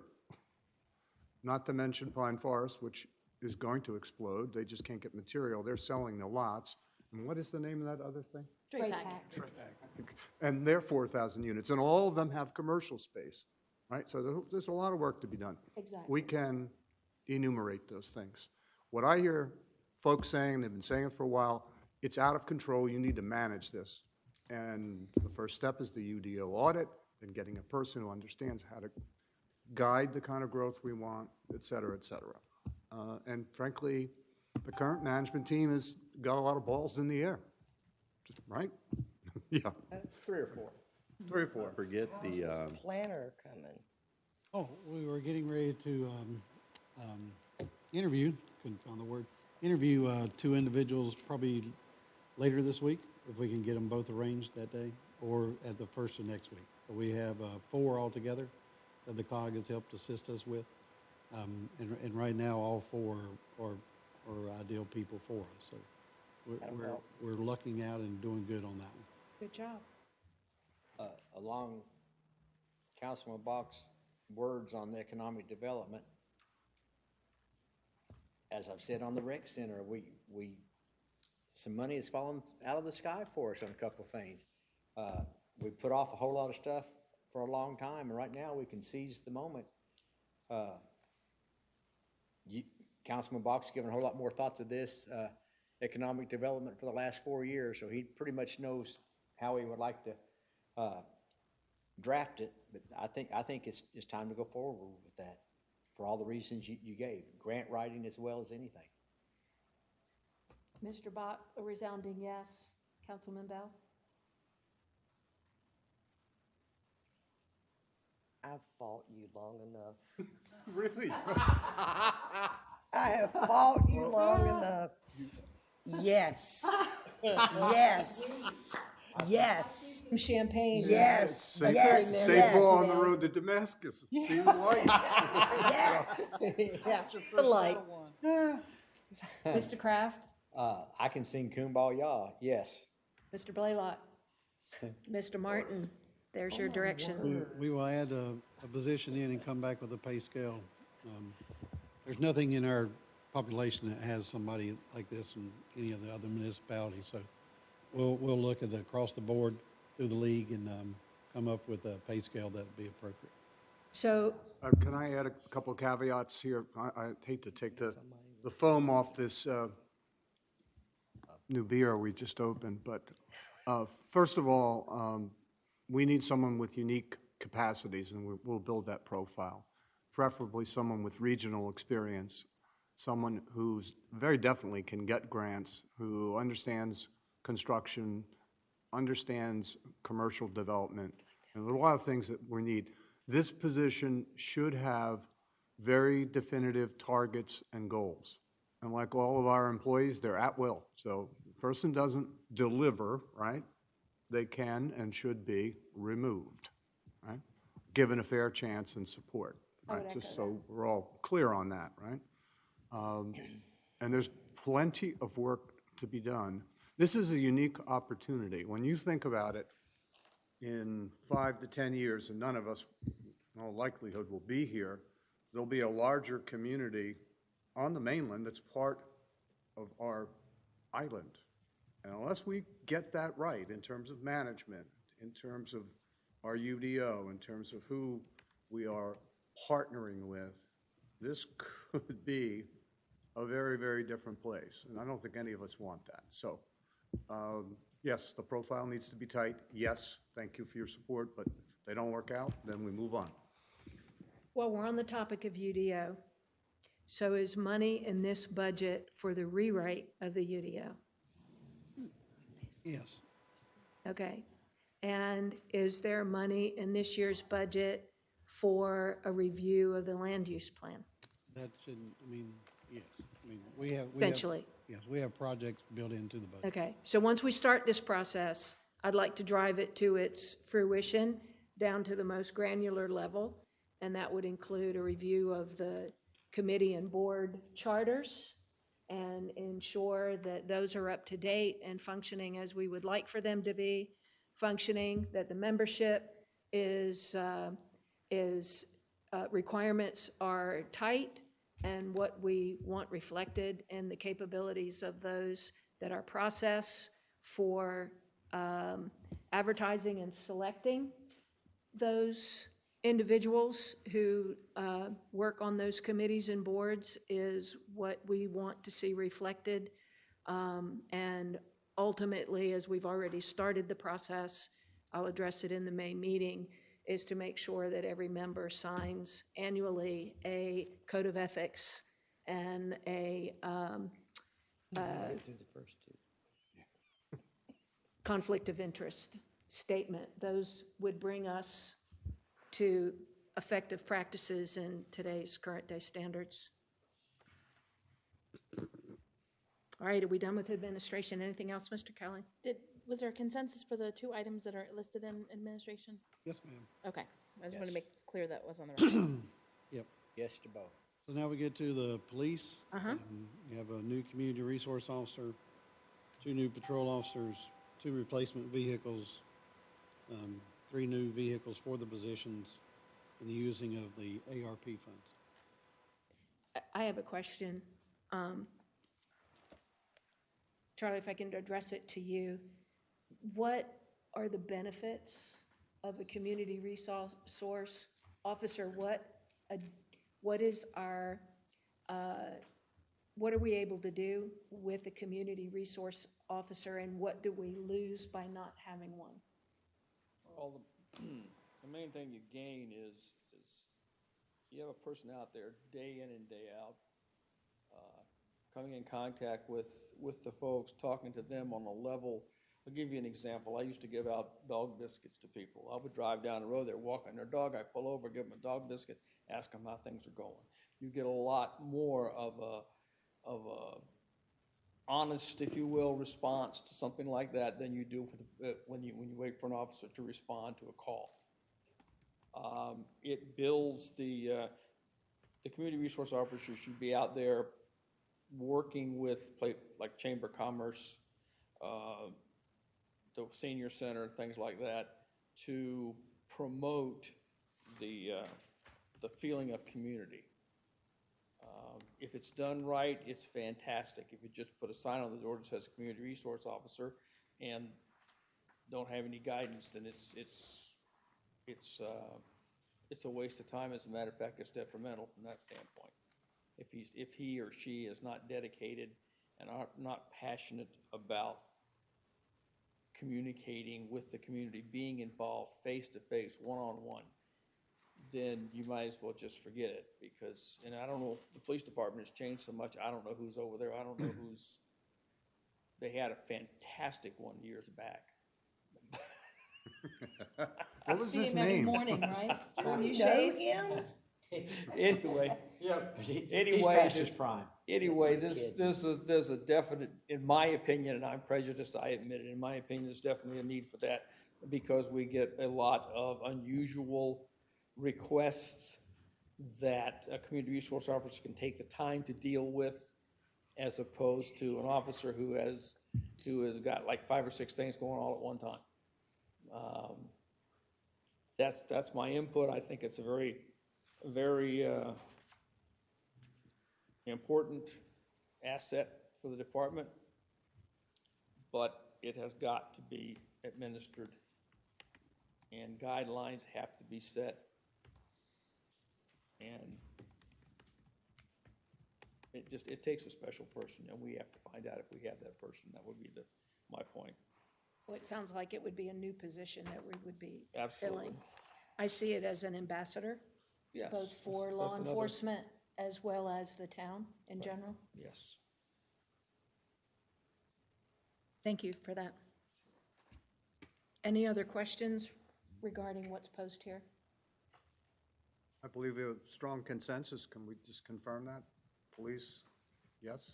What's on here, Yes, including the use of ARP funds? yes. I'm in favor of the use of the ARP funds, but are we in consensus for 2 patrol officers and 2 Dodge Durangos and a 3rd Dodge Durango? Now, what you see is, the new community resource officer would need a vehicle. The 2 new patrol officers would need the vehicles. That's the 3 new vehicles for the positions. Then the replacement vehicles, as we've said, if you'll look in your books later and see all the vehicles that they have and the replacement schedules, if you decide we're not gonna buy them this year, then you're buying 5 next year. I mean, all you're doing is, like you keep saying, we're kicking the can down the road. Do most of the police officers drive All of them do. all of them drive their cars home? We used a hot seat, or whatever the term you like to say. All that does is create more wear and tear on the vehicles, and it came back and showed that if the individual takes care of their car themselves, then it lasts a little longer. Can we utilize some of the older police vehicles? Yes, Like- we use parking attendants, beach patrol. Okay. They'll be utilizing some of the hand-me-downs now. I was noticing a lot of empty vehicles on some of the smaller cities we went through. A lot of them we have some we're getting ready to do a surplus sale. Because all of our I mean, vehicles. can't you just park them like empty and then move them periodically? I'm thinking maybe the bridges, or especially when, change over a lot of traffic, whatever. Just the vision of a vehicle there, and do you really want to take a chance that there's nobody in it? I mean, you're gonna slow down because you don't know whether it's manned or it's not manned. We will pass that on to your chief. It was just, I think Clarifications, Mr. Kelly. Yes, sir. Your sheet. This is all, if we say yes to everything here, we are still in the 23% tax rate, So the thing that not counting the $100 million rec center. yes, and then you added an economic developer a minute ago. You're still, if you're using the ARP funds, you had 700, If we use ARP fund, we got We still have $1,149,000 money not left allocated. over. so you're still good. All right, so if we said yes to everything on this front page, and then use the ARP funds where we can, we're still at the 23% tax rate. And I'm working up your number as we're going, so. Right, but what we haven't determined, and just come back to my colleague's point, is how much of a contingency fund will we actually have at the end of this? But yes, this is all paid for. And, having been here a little longer, Bill, I can tell you that in the beginning, we had a vehicle crisis, and it was ugly. And it was really malfeasant. All of a sudden, everything was breaking, and we needed 20 vehicles. So we've asked the administration to develop, and they have, a vehicle replacement plan. Here it is, and this is not as large as it seems. If we weren't adding police and adding another person, we wouldn't be adding another vehicle. We would still be replacing the vehicles that are end of life. So it looks like more than it is in a way. I'm good to say yes on the police request. Yeah, I think we're all good. Yes for Mr. Blaylock, and yes for Mr. Martin. Moving to fire. That helps us drastically. Fire, you had the paramedic level, the 3 new people, and as Chris identified, did you say something? Oh, sorry. As Chris identified, this would start phasing in future development as well, the 9 people that would be needed, and then phasing out part-time people, as Councilman Martin addressed also. The QRV vehicle, that would be the vehicle that these paramedics, then this would be only at Station 1, where we'd be adding an extra staff member. Then they could respond to the medical calls, and then the fire trucks will still be available to go to a fire call instead of having to pull Station 3 over to Station 2 to, y'all understand that. This also has the ladder truck, used ladder truck and a used fire trucks, two of those. Chris addressed that Myrtle Beach had decided, to keep their trucks. They still haven't made that final decision yet. Last Thursday at their meeting, I believe they addressed it, and they were on the bubble again. They don't know if they're going to sell them or they're going to. So either way, we put money in there if we're going to finance a truck. He started looking around as he discussed that day that it was harder to find trucks. Well, new trucks are actually starting to roll into other stations, so other things are going on the market now. He did find a ladder truck that, so he was fortunate that way. I'm not saying we went in and priced it already, but there's more ladder trucks rolling onto the market that we could replace our 27-year-old ladder truck or whatever it is. So these, I think availability is coming around for the used market because some new trucks are starting to actually make it to their destinations, which frees up some vehicles. So if we stayed on the program that we are, it is in the budget. These are finance numbers. The $158,325 would be an annual payment, and then $316,249 would be for the used trucks payment. So we left that in there for y'all's consideration. I believe we can find the fire trucks to start our replacement because just like we've talked about it, we're just adding it further down the road. And paying cash for the QRV. Yes, sir. And the QRV does a couple of things. One is it reduces response time. So that should put us in Frees up a fire a truck. better category for average response time, particularly for medical calls and particularly when they're over the bridge.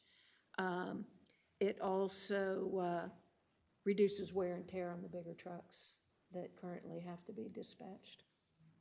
So use of ARP funds, which money, what is coming out of ARP funds for the fire? Radios, Radios. $144,000. And we've already accounted for that. Yes, ma'am. All right, Mr. Hatton, I think this was asked last week. The existing old tired fire trucks, we will sell those for something. Yes, sir. And that money just goes back in the general fund? So the $450,000 fire truck, we may get $100,000 for our old tired fire truck. I would think based on ones that I can remember from the past. And as you know, Chris found one cheaper than what we had, so we saved $75,000. So we'll always hope for that too. Yeah. Well, I mean, we've been on the theme of fire and police safety and enhancing those two departments first and foremost. So I hear you. so is that a yes from you, Mr. Kraft? Boy, I hate to spend money, but that's a yes for me. Yes. He hates to spend money unless it's for something like the rec center that he wants. Yes. We're past the rec center. Councilman Bott is a yes. Move on. Councilman Blaylock's a yes. I have a caveat. I'm All shocked. right, you two are scaring me. They can't even spell caveat. Can't you get a spray for that or something? As you pointed out, Mr. Kelly, that I did bring up the reduction in part-time staff as we add full-time staff. So what I don't see is the minus here. I'd like to see us commit to removing headcount. I know we have vacancies, so those are easy to remove from the part-time headcount. But I want to see a plan that shows me, because I know it's not one-to-one. If we hire a full-time person, can we get rid of 2 part-time roles? Because the part-time roles carry a budget. They, are typically not from our agency. They're from other agencies in the area who are looking for additional hours for their needs. So I really want to see a plan that shows us working toward eliminating part-time staff, and how many do we eliminate now with adding 3 full-time So paramedics? so the other side of that is what you gave us. We looked at the number of hours that we had allotted for every part-time position, from community resource, all the way through rec center, seasonal help, golf course, pier, those things. So then we had Rose pull the timesheets for the 4 part-time people that we paid since January. And so we started looking at their hours, and we were able to cut that department's hours budget-wise in half, because that was one of the things that you addressed. So we didn't eliminate the number of people that we have. We eliminated half of the funding because we eliminated hours of service. It is hard, even though if we had, like we have on the pier, she has 15 people, but she works 5 a day to 6 a day. So you can't always count on every time a part-time person coming in. So I think we can leave the number where we're at, but we reduce the dollar amount. And you'll see that in the next print. You'll see the dollar amounts for all part-time people was reduced. Okay. Is that what you were after, is the reduction in the monies, not the people? Yeah, Either way. which can be accomplished either way, Okay. right? Either it's an over burden of hours, or an expectation was established for hours that are not being achieved, or you eliminate, in the case with the fire department, they have vacancies that are continuing to go unfilled for part-time staff. So if we're not filling those vacancies, that money is earmarked in the budget. So we're expecting an expense that may never come to us because there's a vacancy that can't be filled. So either we get rid of the vacancies, or we, shore up the hours that part-time people are working and make sure that gets put back into the budget. Just don't want to eliminate the possibility of older individuals who only want to work part-time. You know what I mean? Like at the pier or at the rec center, No, only want part-time. what he had asked, we went back and looked, and the pier, we didn't fluctuate that much. The par 3, those ladies are pretty much fixed, and they know how many hours a week they're going to work. So we were able to, knock off 75 to 125 hours on those, on each one of them. And then we were able to subtract probably a third to almost a half of the fire, just by going back looking, because we are full staff except one on the fire department. So we haven't been able to utilize, or we haven't had to utilize the part-time as much. As long as we can keep full-time staff, and part-time staff feeds our full-time staff, because the last 2 we had, we took straight from part-time, put them into full-time. So it works both ways, but we were able to accomplish what Councilman Martin sort of gave us the idea and, to look at. And we went back and looked at the dollar values and the part-time hours. I hear Councilman Martin saying that that's acceptable. It's not necessary to eliminate the position if you can affect the cost savings, so it's the same thing. Yes. Right. I also want we have more people on the island, both during the season and off-season, which is going to increase potentially the number of calls. So I just want to make sure that we're not so penny-wise that we're pound-foolish, to use an expression, and that we have the capacity we need when we need it. So I think we have a yes across the board for fire. Okay, Mr. Kelly, we're working right down your list. Building inspections. Yes, ma'am. Steve went over the building inspections. I know in your monthly reports, you sort of see the timetables, how many permits we're issuing, how many are outstanding, inspections being performed in these. The permit specialist that he was asking for, as he addressed, when people come in and hand the permits through the window, the girls have so much they're doing, they're having to stack the permits to the side. And then Steve is one of the ones who's having to pick up the permits and file them and get them into the system. To run more efficient, as Councilman Bach had asked him, there was a software issue that he had, but that wasn't the only thing. It was still manpower to be able to take these applications, get things into the system, process the things. Now, at the end, there will be a net, hopefully better running of the department and efficiency-wise. But this person's needed to take it. When he came back and talked to us the other day, we're probably 6 to, it all depends on what size the house. If it's a cookie cut that they've already reviewed before, developers have certain patterns. They build the same house every time, so you've already looked at that one. Custom homes are a little bit different, so they take a little longer. But he's looking at anywhere from 5 to 7 weeks on a permit after they got their development permits, which could take anywhere from 3 to 5 days if they had everything together, but not every time everything is together. And the girls at the windows he addressed, he wanted them to start looking at the packages to see if everything was submitted, but they don't have time to be able to look at that. So hopefully this permit specialist be the person that the permits are handed to start the review process, and then they could take time to review it. instead of the person walking off and then a week later come in, hey, I'm here for my permit.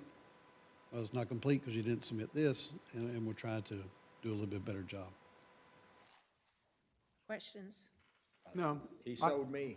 I have a caveat, actually several. So No kidding.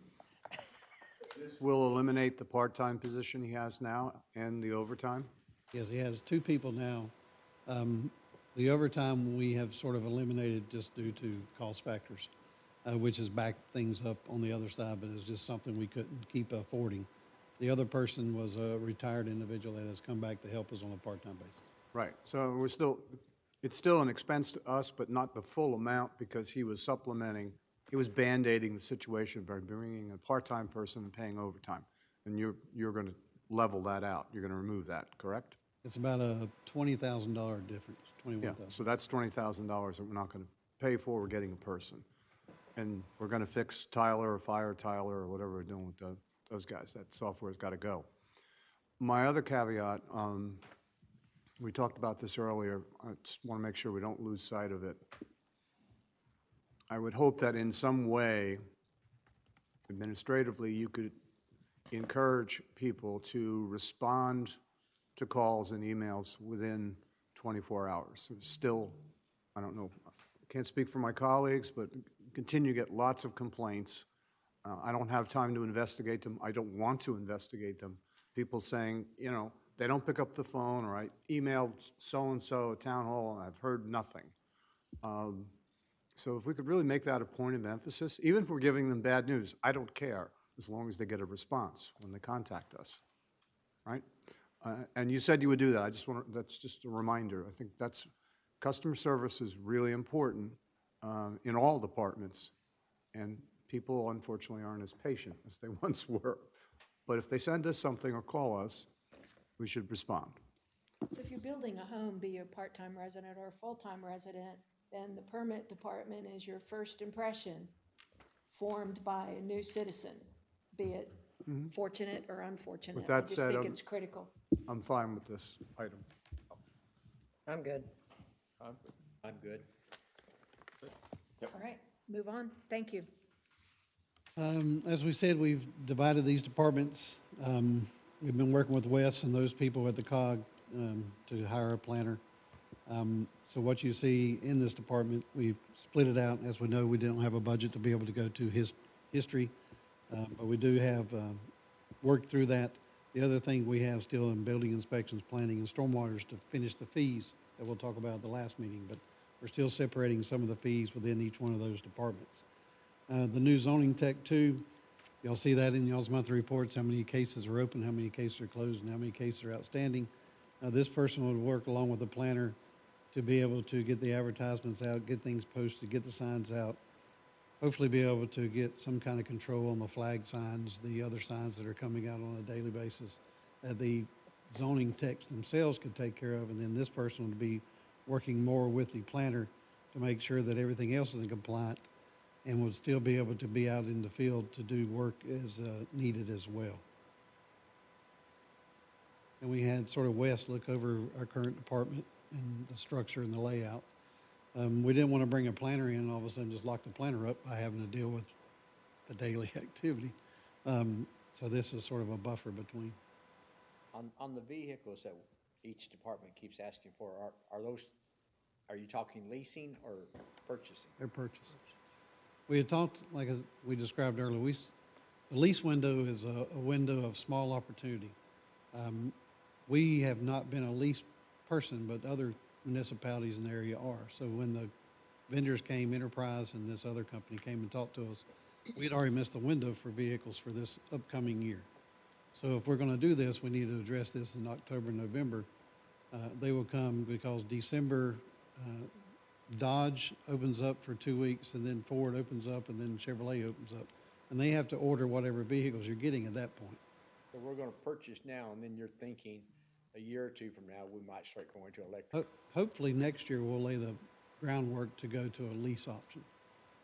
The vehicles that we're selling, they sell off your vehicles. They look and see how many miles you have, what's the maintenance on it, those kind of things. And when they're the best market, that's when they sell the vehicle off and replace it with another vehicle.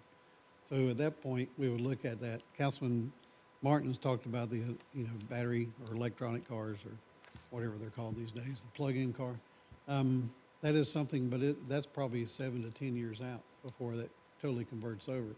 And we can look at doing some of the building inspections or the planner or something like that as a starting point to see if that works for us. Not many coastal areas right around here have gone to that, just because when it hurricane, we are flooded. So I don't know if it's safe or unsafe. I ain't got a clue. But that's just one thing that's concerned the people so far about switching over. But it's something we can always address.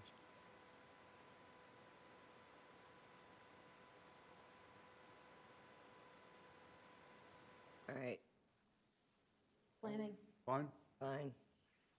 Mr. Kraft, Fine. Good. there you go. Rec Department, just a quick overview.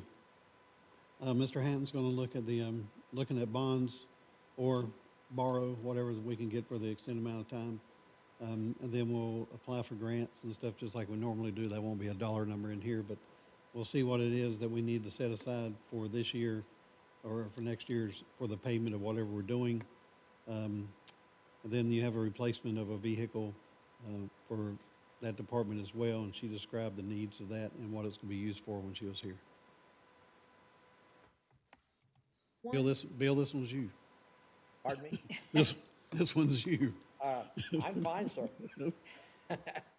When we're looking for grants, I'm hoping that council will get some clarity about its future vision regarding greenways, et cetera, that were expressed during the retreat.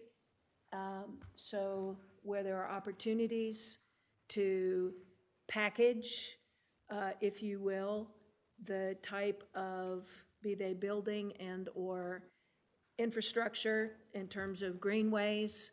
When we're looking at sidewalks, or what we're really looking for is a greenway, as an example, that we're clear about what it is we're looking for, so that that perspective can be used when looking and applying for grants.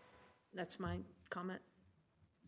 Yeah, talking with Steve and Wes, the new zoning tech and the planner, this is probably going to be one of their responsibilities to get everything laid out through the commercial corridor for us to define that. And then they can work along with the economic developer about on the other side of that. But I don't believe Heather needs to be driving the sidewalk plan or that. I agree. She'll have enough on the recreational side.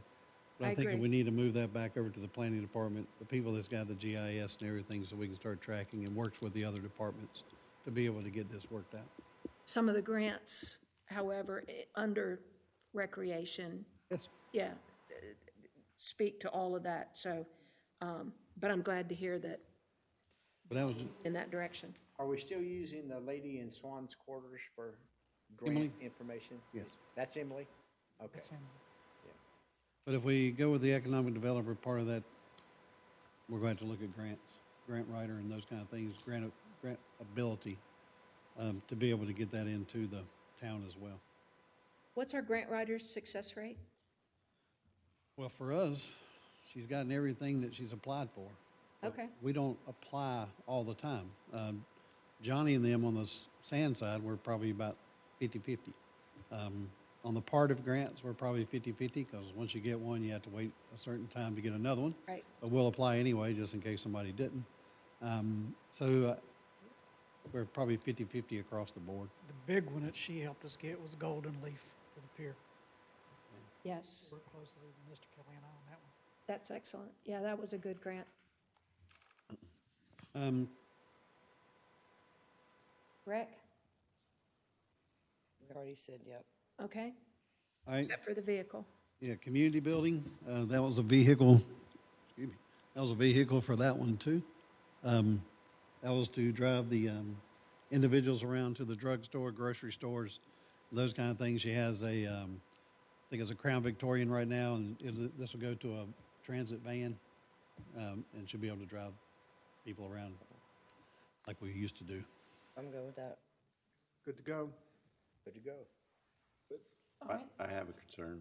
go ahead. Justification for this vehicle was communicated as such that the current 14-passenger bus is inadequate and inefficient, yet this is a 13-passenger transit vehicle, which is going to be of some size as well. What makes it more efficient and beneficial? Because it's going to be a larger, it's not a little small transit, it's a 13-passenger transit is what I thought was presented. It can be 13, but we won't be utilizing as that. The 14-passenger bus will still, I think she meant it the other way. This isn't to replace or to do any of the work that the 14-passenger. The transit van that she had looked at is actually with the rear folding seat is an 8-passenger, but it has double folding seats in the back facing each other. That's where everything increases, but we will not be utilizing it as a maximum of 13 foldable seats in the vehicle. It'll probably be used as a max, probably 6. But it's a small transit. It's not any large, it's a small transit. Okay, van. so it is a smaller, Yes, but they say it's 13 passenger because they have all these little fold-down seats with seat belts in the back cargo section. okay, so we expect efficiency gains in fuel usage. Correct. Accessibility in and out of smaller spaces. Right. For these transports. Okay. Then, yeah, I'm okay with that. On the grants, Mr. Kelly, I don't know if it was with the rec center or if it was just for the town in general. Wasn't there a $10 million grant we had applied for that we were waiting to hear on? No. Sure is a big number, yeah. The ARP No, funds, the ARP. ARP funds had a maximum of $10 million. Okay. Ours was 2.75. whatever that number is. 1.3 twice. Did we get into? You get that much. two That's why everybody grants? always said each town got 10 million. That So we got our portion. We got a good portion. Got you, thank you. Public Works, Fleet Division, a vehicle, and then the roof replacement, as we discussed, 41,000 something. And then the replacement vehicle, and I think the vehicle has around 180,000 miles or something like that, 2006.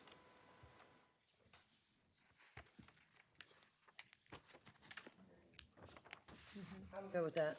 I believe it's warranted. I agree. John? Yep. Look at David grinning. This is Christmas, isn't it? Streets, Just talking to Mr. Martin. He made decisions. Street Division, there's a vehicle, there's a asphalt roller, and then, as you see, paving, you've sort of We've discussed that addressed. already. So Yeah. we will put that into a fund. It'll be available, either we use it or we transfer it over at the end of the year into the reserve. On the asphalt roller, you know, Scott specifically said it was rusted and torn up. It's pitted, yeah. Yeah. So we can say ouch if we want to, but he needs an asphalt roller. What this does, we had in there, we took it out, $200,000 motor grader. We'll continue to rent for another year, $46,000 for half a year. This is the third year of renting, so we paid $150,000 toward a rental instead of buying. So it's either way on that one. and then we've already made the decision about streets. Yes, ma'am. Okay, And you wanted to make sure that we put a study into the streets division about stop signs, speed bumps, traffic, certain individual Management. roads and those kind of things. So I've Exactly. got that marked to make sure we have the appropriate funds. thank you. All right, streets division, Good to go. Good. Good. Yep. moving along. All right, for the last one for today, Operations Division. We had 2 individuals in there talking with Scott. We're trying to make the town be more presentable. We still are utilizing Green Man for another year, and we'll be looking at doing RFPs on that probably in October. But this would add 1 maintenance worker to assist with the rec department site, Middleton Park, the Butterfly Garden, Town Hall, Police Station, and those to add an extra appearance and to be able to be a good representation of what the town wants to look like. And the nature center is maybe in that list as well? It looks like it could use some, Yeah, that's the Butterfly Garden Nature Center. okay, I was thinking Veterans Park, the butterfly garden there, but, yeah, okay. Then the replacement of the dump truck, yes, it only has whatever miles was said the other day, but it's got the wear and tear, and it was 2005 or something like that. And then the replacement of the tractor is basically the same thing. It's old and worn out, and it's been passed through, and it was even a hand-me-down from the wastewater division years ago. And then you have the big item crossovers on Northeast 20th and Southeast 20th and Southeast 9th. That's a $515,000 chunk. FEMA, sometimes you're blessed with storms and sometimes you're not. We were able to replace half the walkways with FEMA money, so that's our blessing. But then we have the other half still old. Our and half is 545? 515,000, and that's doing both of them. One of them has a gazebo and the other one doesn't. So, That's your big ticket item as you're addressing. If you're saying, you want to make sure that we're doing things capital wise and those kind of things. And that's with nothing on Southwest 6 crossover. No. That's totally up to y'all. That was What's one the point. estimate on that one? Sir? What's the estimate on the Southwest crossover? I'd have to go find it. EB gave it to us last year. I want to say it was $1.1 million. It's a big number. Kelly, can I ask a question Yes, sir. about equipment which is retired, taken out of service? We have a little graveyard back here, vehicles that don't run. Are we going to dispose of those vehicles? Yes, they are. Things sort of slowed down and shut down with the pandemic stuff and people not buying anything or coming to pick up things. So Rose is gathering a list. We've brought some of the items to you and already have surplused them. But we'll be bringing another list to surplus the next round. And then we will put those on Gov Deals. I think the name of it, Gov Deals. It would be good to remove them. It would improve our aesthetics. Yeah, we're looking at clearing a little bit of the land off of the airport road and park everything else out there. When we park them out there, we get in the way, so we're having to clear off a little, make us a spot. You have a plan. Thank you. last question, I'm surprised to not see something about the leaf truck, which seems to be perpetually broken, and Right this minute, leaf truck is running. We talked about that the other day. We weren't going to Okay. jinx anything. I don't want to jinx it either, but it's really, I know just looking at my street alone, it's unsightly. Leaves have been there for months. The grass is now gone. You know, so, Those guys hustle. Well, that's less grass to cut. that's one way to look at it. All right, so we're up and operating, and that's not a request this time. All right, so Operations Division, I'm good. Good to go? Mr. Kraft? Good to go. I am good to go. Good. I have a caveat. Proceed, sir. As it was mentioned when we talked about this topic the last time, when it comes to heavy equipment like dump trucks and tractors, Look at you. if there's an opportunity to grab something in the slightly used marketplace instead of maybe waiting on something new, if we would take advantage of that, just being good stewards. Yeah, Scott got that message when he was here Good. last. Okay. But on all of these, the price is steep, but we're gonna sell something that's not very good to somebody to get a little bit of our money back. Yes. When you're talking about We're selling our used car when we buy a new car. the pickup trucks that we were getting 2 years ago were $28,000. Now we're $47,000. Now, hopefully those prices are starting to come down a little bit, so.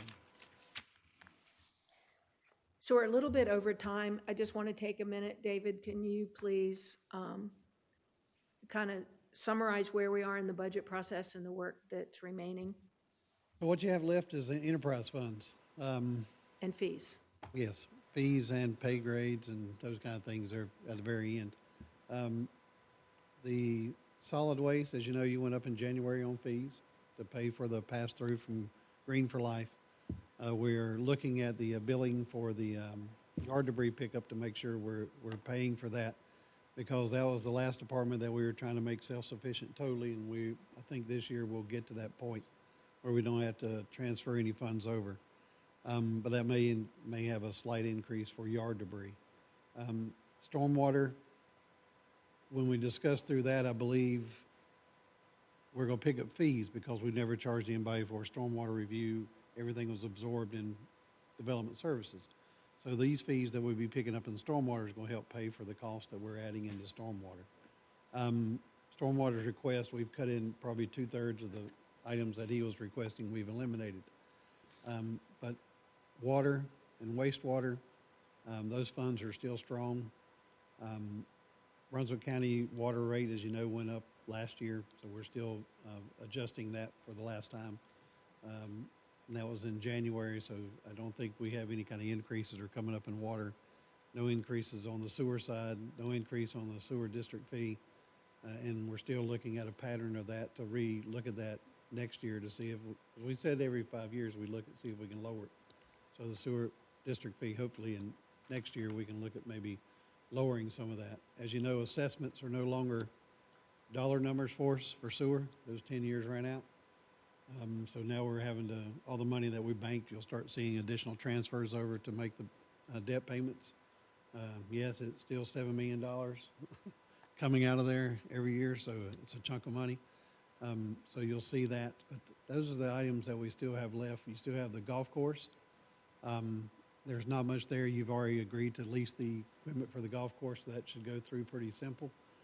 No additional staffing there. The only additional staffing that we're requesting is one in water, one in sewer. But the demand for services and those kind of things and the revenues that are collected pay for those as the growth of the system is paying for itself to add those positions to make sure we can maintain it. You still have the pier complex. We did add a person in there part-time for facility maintenance for that to start. The pier is now 3 years old, 4 years old. So instead of having to take public works people down there all the time, this person then can start screwing the boards, nailing the nails, fixing the handrails, and those kind of things, and be a staff member instead of having to get public works to send people down there and take away from what they're supposed to be doing to get those items done. So I think everything's pretty much cut and dry what you have on the enterprise funds coming forward. We may be able to do it in 1 3-hour period. But at the next meeting, we'll take care of general fund.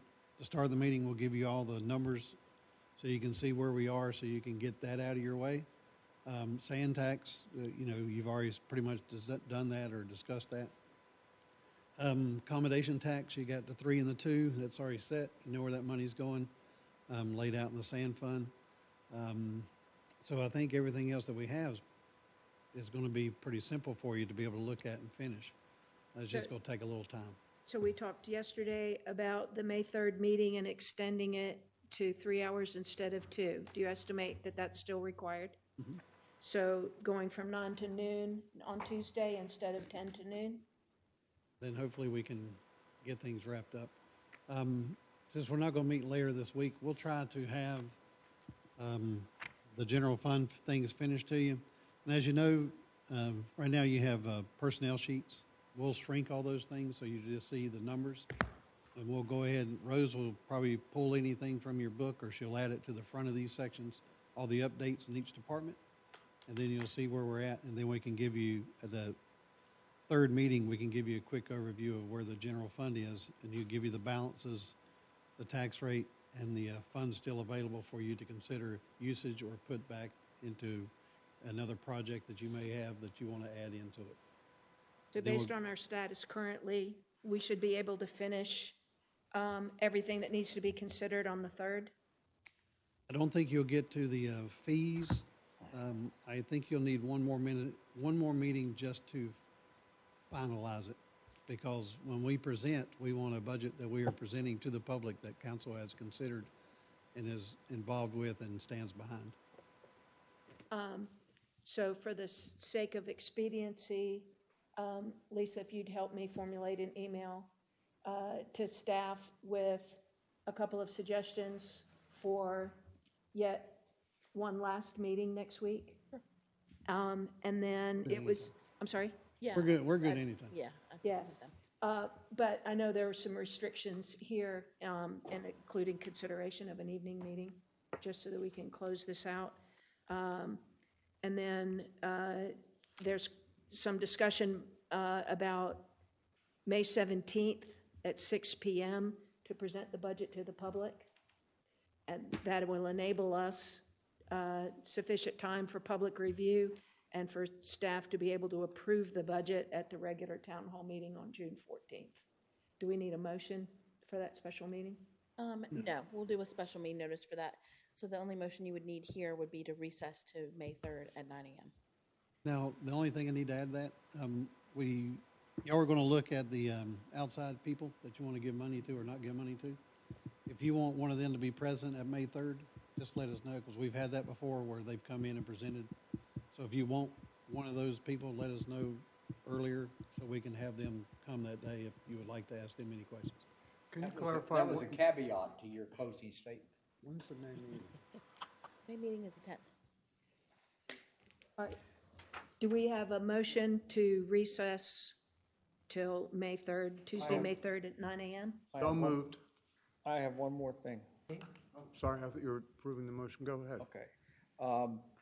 This may or may not fit in here, but I would like to receive some training on caveats because I'm not sure I'm getting my fair share. There is development money for council in the budget, Mr. Blaylock. You identified the training, and I'm sure Mr. Kelly and Mr. Hatton will find the money I for move you. we close. Closed session. Okay. Does there a second? Second. All in favor? Thank you very much for your efforts today. That went easy, didn't it? This is a giant step forward. Progress.